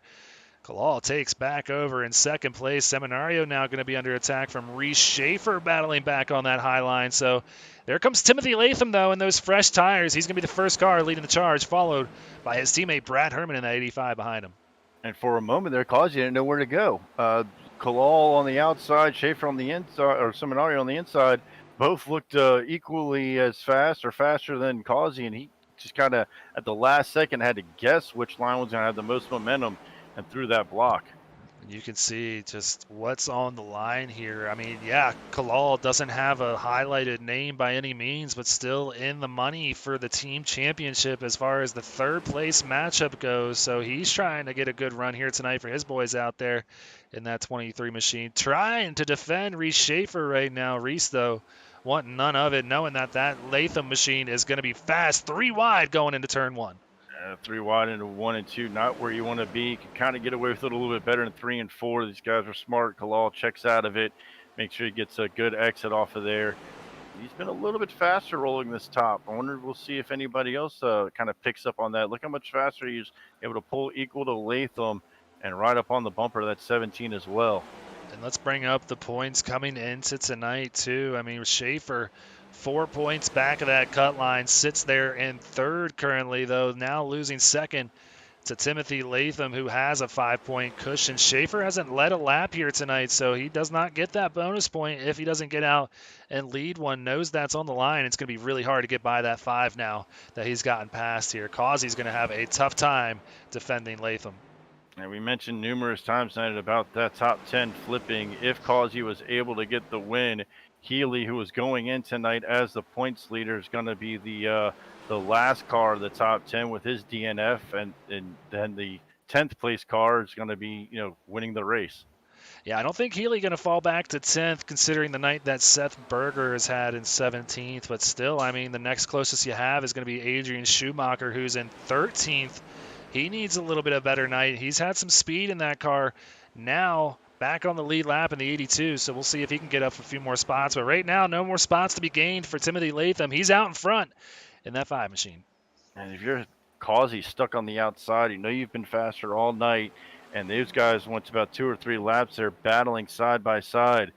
You got to put a mental note in your mind right now of, okay, how many laps have I ran side by side? How many laps have I ran hard, knowing that it's going to make, 3 laps side by side now.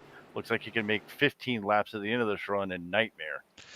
Yeah, I'm at this point, if it stays green, I think Europe could really be staring down the possibility of a 1-2-3 here tonight, as Norfleet up to 3rd and Brad Herman flirting with 4th place. He's going to the inside. Reese Schaefer back there on your screen. So they could really steal a hell of a win here tonight if it holds up. And checking in on Ryan Johnson, he is having a tougher time making his way through the field after coming down on pit road early on there. With the rest of these guys, they've moved up to the top 4. He's still sitting back there in 11th. So we'll see how this works out. I just feel like Johnson's still maybe saving a little bit. You got Johan Seminario right there with 15 lap older tires. He's going to go ahead and try to make quick work of him in that 12. Yeah, he may be waiting for these guys pace ahead of him to fall off a little bit more, so he doesn't have to fight as hard as those other guys that we've seen pull up through the field. He's kind of hoping they're burning their stuff up a little bit more, and as long as he can stay within striking distance, he'll make it up on the back end. Yeah, I mean, we've seen these tires not only go away completely, but they go away fairly quick here at Iowa. And you see Kalal, man, falling really quickly, too, through the field. We saw him up there battling with Causey not too long ago. He's back in 9th now, potentially going to go back to 10th here with Johnson going to the inside. Yeah, we mentioned how they fall off quick and then kind of plateau, and then we kind of expected that plateau to maintain, and then that plateau just became a cliff. Like, they just fell off. They were all able to maintain a decent speed. But at the end of that one green flag lap that we saw, the top 15 cars were all running within a tenth of each other, and then all of a sudden everybody just fell off a cliff and was just gingerly laboring around the track. And here goes Causey again side by side. Yep, the battle for second now with Herman to the inside here. Causey going to really try and pinch his exit there, which he has every right to do in that 88 machine to kind of kill the momentum off the turn there, but Herman going to really send it in there to turn 3, clear the 88, and Brad Herman moves into second. Latham out to a 1.2 second lead. Next in line for Causey is going to be Lane Hostler, who's making his way up through the field now, almost making contact there in turn 1. Yeah, all these guys able to just keep it down a little bit better on corner exit and get the nose underneath Causey right now. He's just kind of struggling. Just can't get that car to rotate that extra half a car, especially on exit. And these guys have all been able to get a nose underneath them, and they just kind of battle them around. Yeah, so you have to imagine when those 6 cars that stayed out this last time by saw everybody else come down, they probably felt, man, like, this is going to be tough here getting to the end, because right now, what looked like the fastest car on the track not too long ago is falling through the field as Hostler going to clear Causey likely this time entering turn number 1. So the 61 out in 3rd here. Quiet, good season for Lane Hostler so far with a win already here. Potentially come away with a podium if this thing stays the way it is. Next in line will be Rob Norfleet to potentially make a move on Joseph Causey.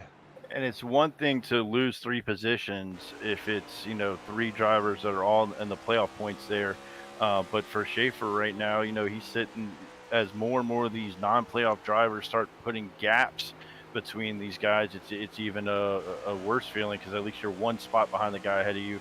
Now there's a 3-spot difference between 8th and 4th. and more of these drivers that we've haven't seen tonight, Ballesteros, Gurwitz, Norfleet, we've seen race up a little bit, but some of these other guys are starting to put their name in the hat for, top 10, top fives, and kind of get wedged between some of these guys, causing even more of a points damage to any of these guys falling back. Yeah, I got to give a big shout out to my fellow Charlatan here, Drew Ballesteros. I swear he has been a lap down this whole race here tonight, and now in 6th place as we narrow down to the end of this thing and potentially come away with a top 5. And considering how his season has gone, that would be almost like a win for Drew, who came up from the Xfinity Series last year, one of the best drivers out of the Xfinity Series. Who you could say he has not had the season he's won here so far in the Cup, but what a run back up from the back here so far tonight. And a big night for JW as well to kind of lead the charge there right now for those guys. Norfleet real loose. Spins it off of 4, but saves it to the point where we're not going to see a caution come out. So Norfleet going to fall back. Keep in mind, that's one of the gear up drivers here, who I was saying could potentially come away with all 3 of the top 3 spots here tonight. And that might not be the case, as he has fallen back to 13th after that little slide. He had a little bit better tires, probably got just a little bit aggressive on a pass and just kind of over throttled it. And here we go. Johnson's now moving his way up a little bit as he gets under. He's going to follow Gurwitz around under his teammate Ballesteros. Yeah, so all 3 of these drivers coming down the same time as far as tires go. And, man, Johnson's just really sending it in there a lot deeper. And Gurwitz almost kind of holding up his progress through the center of the turns. That's going to keep the 44 and the 43 side by side here. Curious to see how hard Ballesteros battles him here. Probably going to see Johnson clear him this time by. Yeah, you see Ballesteros kind of move on up out of the way. He knows his teammate. While this team is racing for a team dollars, he knows his teammate right there is racing for the championship. Kind of a smart move there. We'll just both kind of work the outside of Gurwitz now. Yeah, so Johnson now up in the top 5 here. He's going to be the next car to potentially make a move on Joseph Causey, who is just taking a fall from grace on those older tires. There's Seth Berger going around the track after his issues here tonight, still in 16th, so Berger able to pick up 1 more spot. Dave Fuchs Jr. having some trouble, so he spent some time on pit lane. That put Fuchs back to 18th, giving 1 more point to Seth Berger. So right now, Johnson right on the bumper of that 88.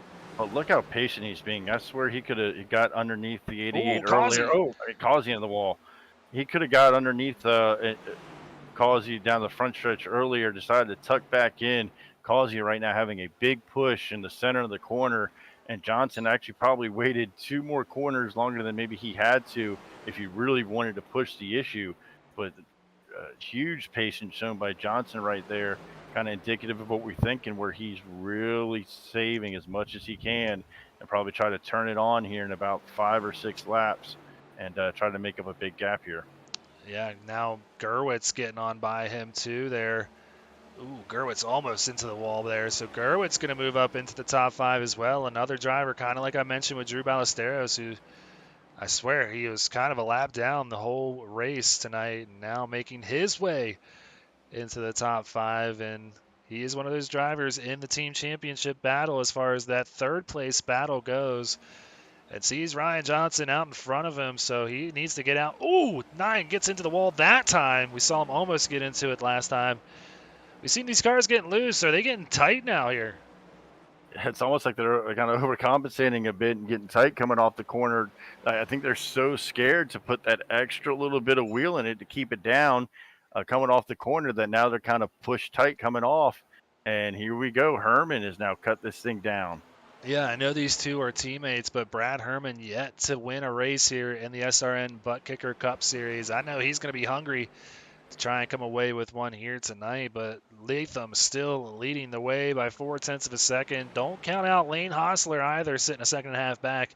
He's still within striking distance as we see that 24 laps to go here. Now going to be 23. Yeah, I'm sure Latham and Herman are kind of talking right now in the Discord saying, let's just keep this easy for the next maybe 10 or 12 laps and see what we exactly have here with 10 to go, and then we can maybe mix it up a little bit. And Gurwitz, after tagging the wall, is now getting getting under Johnson. Maybe Johnson. Maybe that's the strategy here. Just Yeah. tag that wall. It fixes the looseness here once we get late in these runs. Yeah, it's amazing what a little, you just got to kind of rub that edge a little bit, and Johnson's going to push way out there. Yeah, it's crazy how resilient these Cup cars actually are here, and that little tag of the wall really, you couldn't tell looking at Aaron Gerwitz's machine there, and yeah, he's sitting pretty here in fourth now. They're nowhere near our top three, but I know Aaron well enough to know that he will be very pleased with his best finish so far of the season here.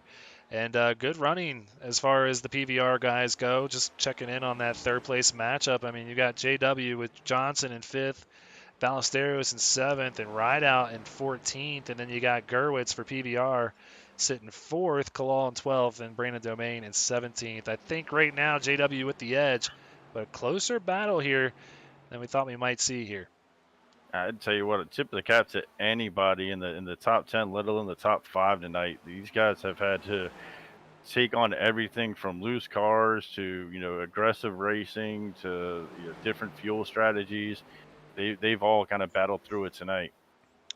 Yeah, so that is a look at the fourth place battle right now. Here is Drew Ballesteros under attack from Johan Seminario, one of the drivers we've seen kind of riding in the top 5, but one of the drivers we didn't see pit the last time by. So Seminario has fallen back to 8th here after what was looking like a solid night for not just him, but all the yellow stripe drivers. They're almost all out of the top 10 now. Yeah, they're just steadily falling back, just trying to hold on to everything they can at this point.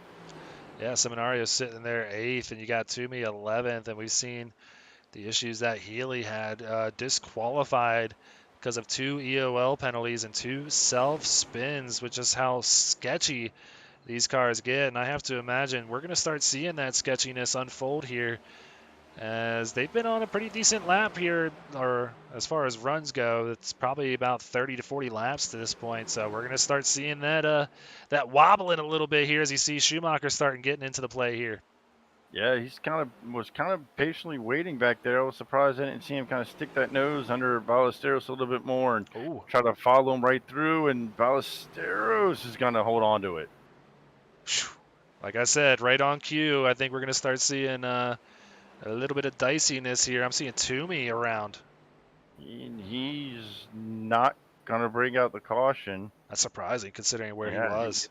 And especially backwards. Did that iRacing update put the Bristol dirt on Iowa? Was there a glitch? You would think there was dirt out there right now, considering, or we might be at like a track on the beach or something, because it looks dicey here as we see Latham cross the stripe. 15 laps to go, and I have to imagine a lot of these guys are going to be very excited to see these 15 laps tick off. Yeah, none more than Latham right now, and it's a really good feeling to have a teammate behind you at this point, because I can imagine trying to battle somebody for the lead right now. Yeah, zeroing in on Thomas Toomey too, just seeing maybe if he's parking it for the night, that could be very advantageous for one man, Seth Berger, who is needing every lap and point he can get here tonight, coming in below the cut line, sitting 16th right now. That would put him up to 15th depending on how long Toomey is on pit lane. So we'll see if he's able to get by him here. He is 1 lap behind Toomey right now. I have to imagine he might get out in front here. And until we have 4 to go, would you be surprised? I wouldn't be surprised if anybody else didn't have an incident that Berger can make up those 4 laps on as well. Anything can happen these last 10 laps, 13 laps.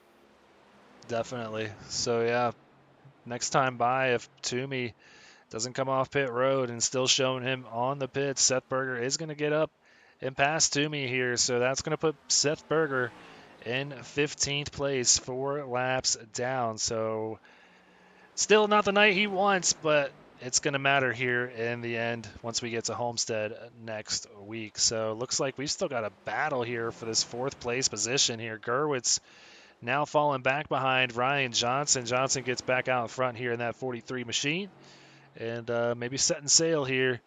He didn't lead a lap here in that 43, but still coming in above that cut line and having a good run here tonight is going to be very advantageous. You see a lot of green towards the top of these standings and a lot of orange a little bit further down. That's going to be good for those guys in the green.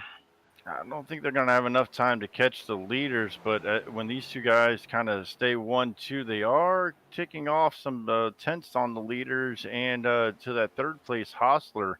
So we'll see how much fall off we have. They might be able to get up to third, but not right at this pace. I don't think they're going to get these two leaders. Yeah, I don't see that happening. But like you said, one caution brings it out here and brings everybody back together. You get them with fresh tires with 10 laps to go, they're going to be sending this thing around. Won't have to worry about tiptoeing around, which I think is a lot of what we're seeing here so far. Timothy Latham still with that half-second lead over Brad Herman. Lane Hostler unable to really close the ground so far here with 9 laps to go. I think he would be pretty content coming in here on that cut line with a third-place run in that 61. And they are approaching lap traffic, and it's got to be a scary feeling to want to be around any cars, let alone some lap traffic cars. You got to hope that they're going to get well out of the way. But the problem is if the cars aren't handling very well, those guys running a line they're not used to or something can really put the leader in a bad position. So caution! Caution is out. Lane Hostler. We're going to find out real quick who has tires and who doesn't. Man, yeah. I don't see any way anybody stays out. No, there's no way. You might get lapped. You might get lapped. Come on, you know you would have do 2 tires. Oh, and there's no way. There's no way they could have practiced that, because based on what we're seeing as these cars are handling finishing, I don't think anybody was expecting these cars to handle this way at the end of the runs. It's just crazy. I mean, we've had 5 cautions tonight, and all of them were self-spins here. So I'm going to go ahead and make a mental note for the schedule makers, pending, season 5, which is in the planning stages right now. Maybe we don't put these Gen 7s if we run them again at that Iowa. I think that's a safe bet. Yeah, it's a little bit of a sketchy track for these guys, that's for sure. So let's take a ride on board with Lane one more time before we go out there. Can tell you, spoiler, everybody is coming down pit road, it looks like. But yeah, that's just what losing third place looks like right there. That's going to hurt Hostler tonight. He might lose a little bit of sleep over that one. And just think of the show these guys put on last week at a very tough track, Atlanta, and driving, and tonight just how much these guys are fighting these cars around this track. Ooh, Herman beats Latham off of pit road here. That may have been 2 tires. And Gerwitz took 2 tires to go to the front of this thing, so Gerwitz going to beat them all off of pit road. Lane Hostler sitting there. You see him just come out. He's going to come out in 13th place after looking like what might be a third-place run for him here tonight. Wow, this completely shuffles the front of this field. Gerwitz, Herman, Latham, Johnson, and the fastest guy of the night on fresh tires has been Causey, but he will start in 5th. I have to imagine we'll see this thing go green with pretty much a regulation green-white checker. So we will come right back with that on the other side of this break. This is going to be good.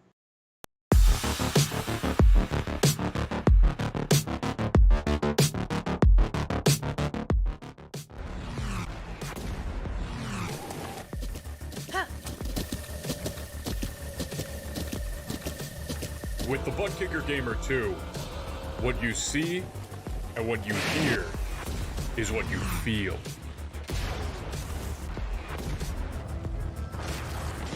Buttkicker, the future is feeling.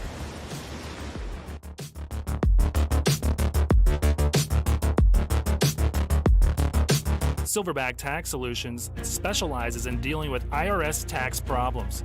If you are receiving threatening letters from the IRS, or if the IRS has placed liens or levies on your property, Silverback Tax Solutions can help you find relief. We have worked with hundreds of people to resolve their tax problems. If you're behind on filing your taxes, it's never too late to get on the right track. Silverback Tax Solutions can help with that also. Don't let another night go by where you lose sleep worrying about the IRS or your taxes. Head over to www.silverbacktacks.com or call 662-996-4357 and contact an enrolled agent today. We can help you gain peace of mind and deal with those problems for you.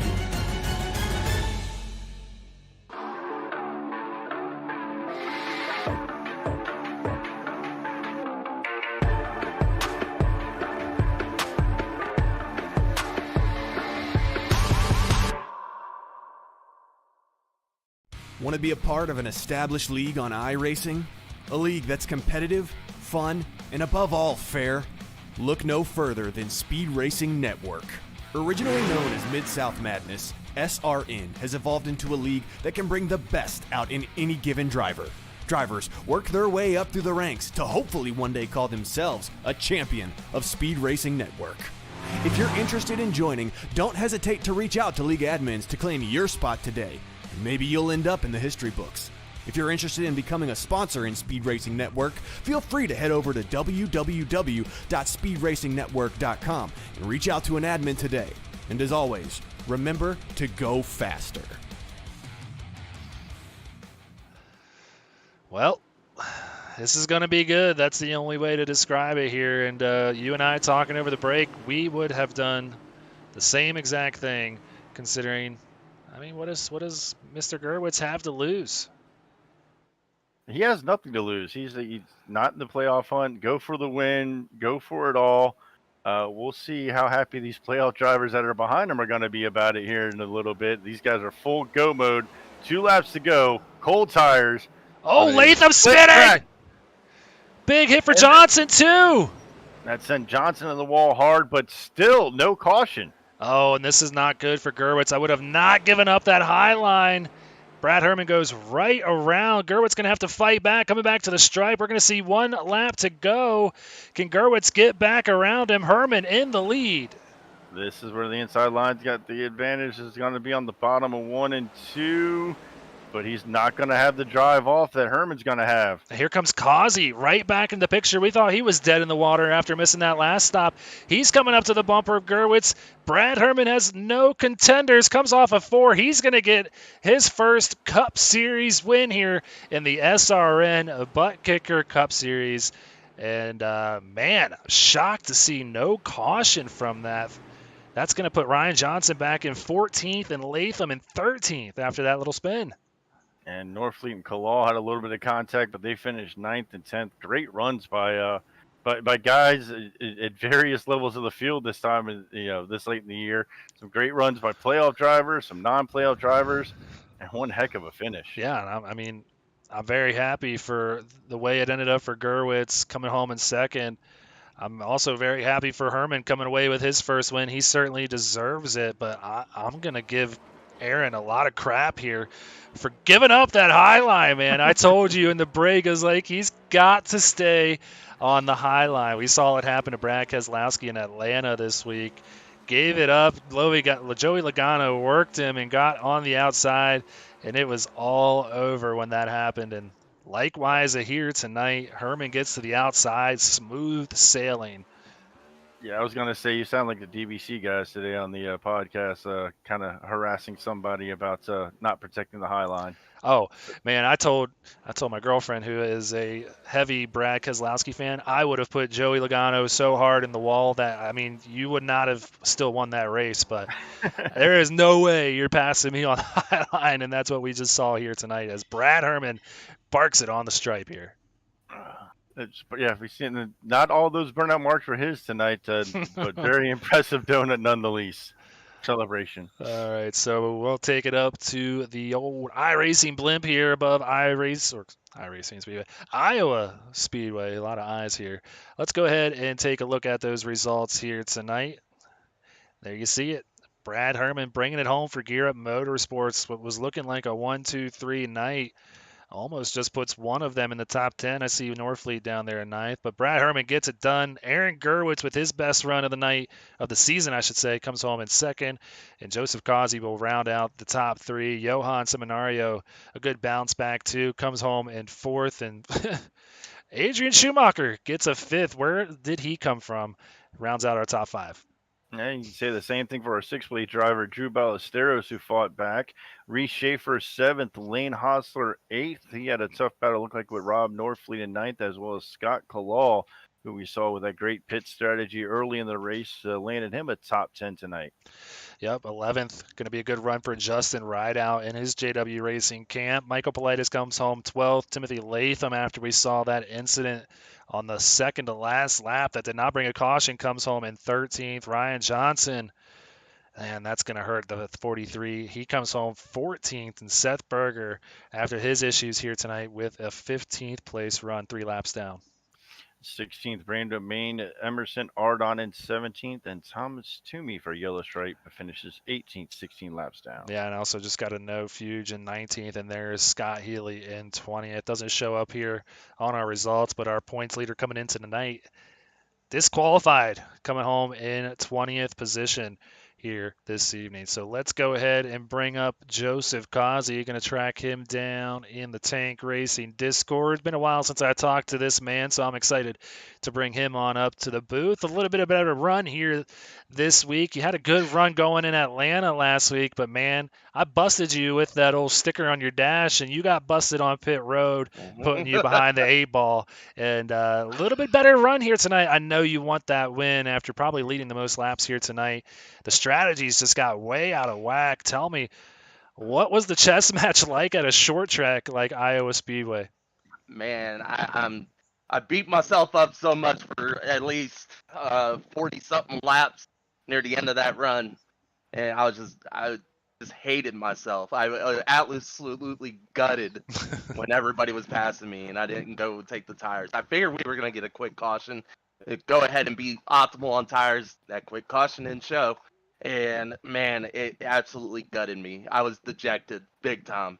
For that caution that did come out, though, or the caution that did come out, and I was able to get the tires, that perked me up a little bit.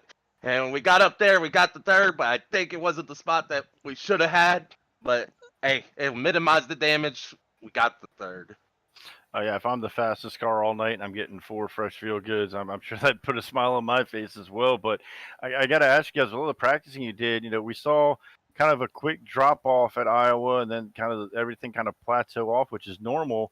But what's not normal is then the all of a sudden drop off a cliff, and it seemed like out of nowhere for a while there, you guys were 3/4 just gingerly limping these things around the track. Was that part of the update today, or did you guys experience that in any of your practice? Because it seemed like it caught the whole field off guard. We already knew from our practice. We did a test session before we got here, and we already knew the drop off was significant. I'm thinking from the setup, the locking of the rear end, it has a 0, so it's all spinning on heavy on the right rear. So there's no locking in between both the tires. So all the right rear is taking all the abuse and is causing the car to get loose because it's wore out to the bone. Like I was gonna say the one stop when we had that caution before we had the last caution, my right rear was 33%. Wow. So it wasn't feeling good, is what you're saying. Well, not at all. You were holding on for dear life. Oh, we saw it. I mean, yeah, it looked like you guys were just creeping off the turns here. But man, I know you're going to be full throttle once we get out to Homestead next week. I think you might still have a little bit of ground to make up on that cut line here, but I believe you can do it there in that 88 machine. So before we let you go and you get to work on your Homestead prep, you got any friends, any family, any sponsors you want to give a quick shout out to? I can't thank Honey Press enough for freaking coming on board and freaking paying my ear to get through this time, get this far with it. Man, it's been great. Berg Arts Designs, freaking I'm messed up. let's see. I was trying to find my little Oh, card. you need one of those cue card people that the There we go. pros have. Yeah, I messed up tonight. But yeah, thank you all those sponsors. Thank you to you guys in the booth. Thank you to SRN for putting on the show, and thank you to all my guys as in Tank. I mean, couldn't have done it without them, and we're gonna try to keep on keeping on and getting this championship for our team. Yeah, man. Keep your head down, and I know you guys can get it done here. You guys looked good here tonight, but man, it was just a big old chess match here at the Iowa Speedway. So best of luck when we get out to Homestead, and we'll see you next Tuesday, bub. Appreciate it, guys. Thank you. All right, so that was Joseph Causey coming home. And P3, looks like we got the man who was the runner-up here tonight sitting here in the broadcast booth. And Nick, I promise you I'm not going to grill him too hard here, but Gerwitz, why did you not defend the High Line, man? Well, just trying to think of the team championship, try to preserve that 0x. I mean, trying to get as most points possible with our other teammates not far behind. So, yeah. I'm just giving you a hard time, man. Tell us, though, you spent a lot of time in the back, maybe even a lap down for a good portion of this race. Did you have any idea that you would come home runner-up here tonight? I know if we got a late caution, the right strategy would play out, and we would have to see what happened. And obviously, Brad got me on the high side, so it is what it is. You live and you learn.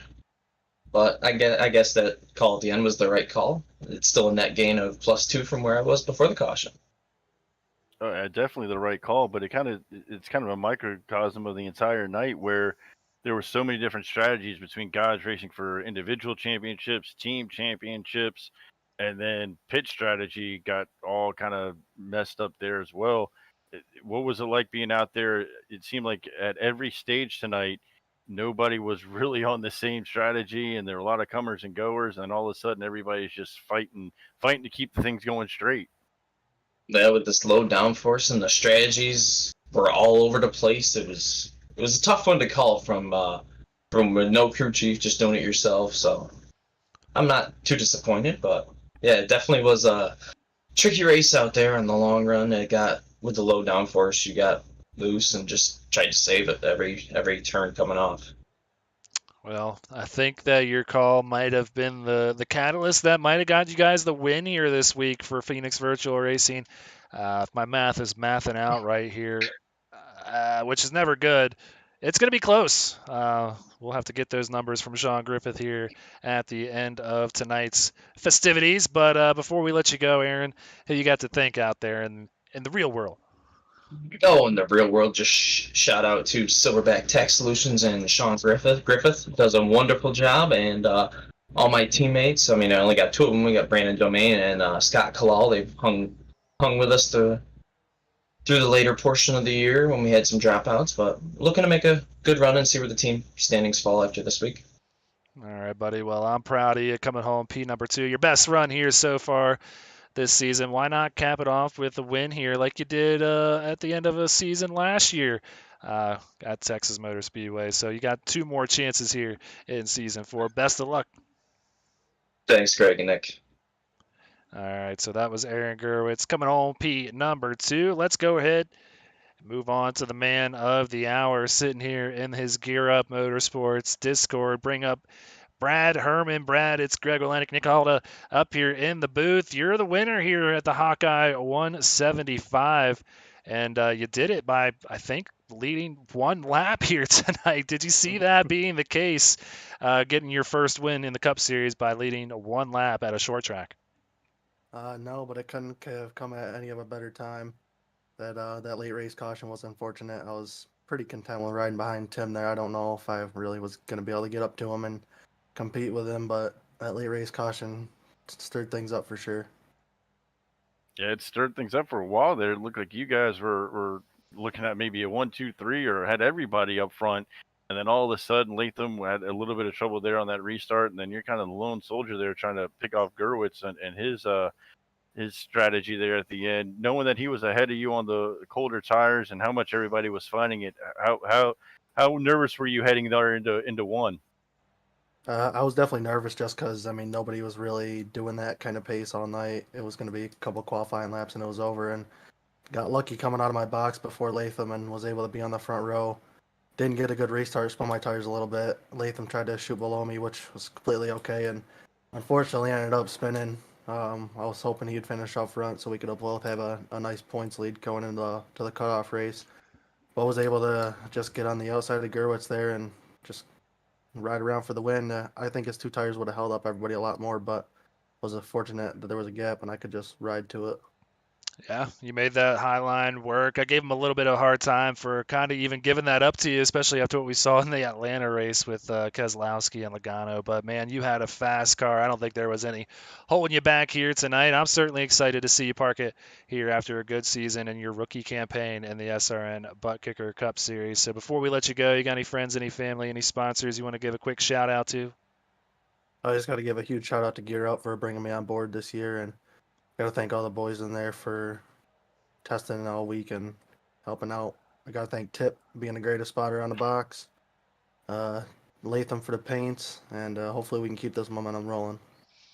All right, man. So we will see you next week out at Homestead with a whole bag of momentum in your back pocket. So best of luck, man. Have a good night, and we'll see you next Tuesday. Thanks, guys. Have a good night. All right, so that was Brad Herman. I accidentally just moved him into the admin waiting room. Oops. People are going to think that he's wanting to talk. Let me go ahead and put him in his Gear Up channel there. Man, I'm slipping up all tonight. Had one of the best bloopers of the season. I know I'm going to get grilled for that. I've already kind of told Sean and Brandon they're going to have to go check that out on lap 50. Do apologize for that. But, Nick, we've had a good run here tonight. A bit of a long night, but a great finish to a race we didn't see ending up this way. It was dicey all night long with the handling, and comes down to a regulation green-white checker here, and Brad Herman parks it in victory lane. Like I said, leading 1 lap. Gerwitz comes home second on a 2-tire stop strategy with Causey rebounding up to third. He was one of those guys needing a big points night, and he gets it. So that's going to shake things up, and like you said, it's going to be pretty much drawing names out of a hat when we get to Homestead. There's going to be a lot of anxious drivers tonight, probably hitting refresh on the Discord standings over and over again, trying to figure out where they are tonight. And think about it, most of the time when we get to like a cutoff race, there's probably maybe 4 drivers, 2 above the cut line, 2 below the cut line, that are really going to be fighting for the 4 guys fighting for 2 spots. We may have probably maybe 8 of these guys all within a few points of each other as we go to Homestead, a driver's track and one of the widest tracks where you can race in different spots, and it's going to put all of these drivers side by side, 3, maybe even 4 wide at times, right as the green flag drops, all fighting to try to be the last 5 in. Yeah, big time multi-groove racetrack that is going to be filled with a bunch of aggressive drivers trying to get all the points that they can. So it is going to be all the makings of an exciting conclusion here to the final 2 races of the season. So the last chance 180, that's going to be March 28th, the last race of the round of 10. Same time, same place, right here on Speed Racing Network. But next up is going to be the truck guys, and they're going to have a good battle tomorrow. We will see them out at Auto Club, big 2-mile oval in those trucks. We're going to be feeling like Superman out there. We're going to be flying in those trucks. So definitely come on back. Sean Griffith and Brandon Domain will be back in the box next week, and I'll be back out on the track. So definitely come by for that and see how that wraps up for the second race of the round of 11 for those truckers. So definitely hit that like button, hit that subscribe button, and hit that little bell so you know when we go live. That's going to do it for us here tonight. For myself, Nick Halda, Jason Tripp, and Sean Griffith, and everybody else behind the scenes, we wish you guys a good night. Go faster.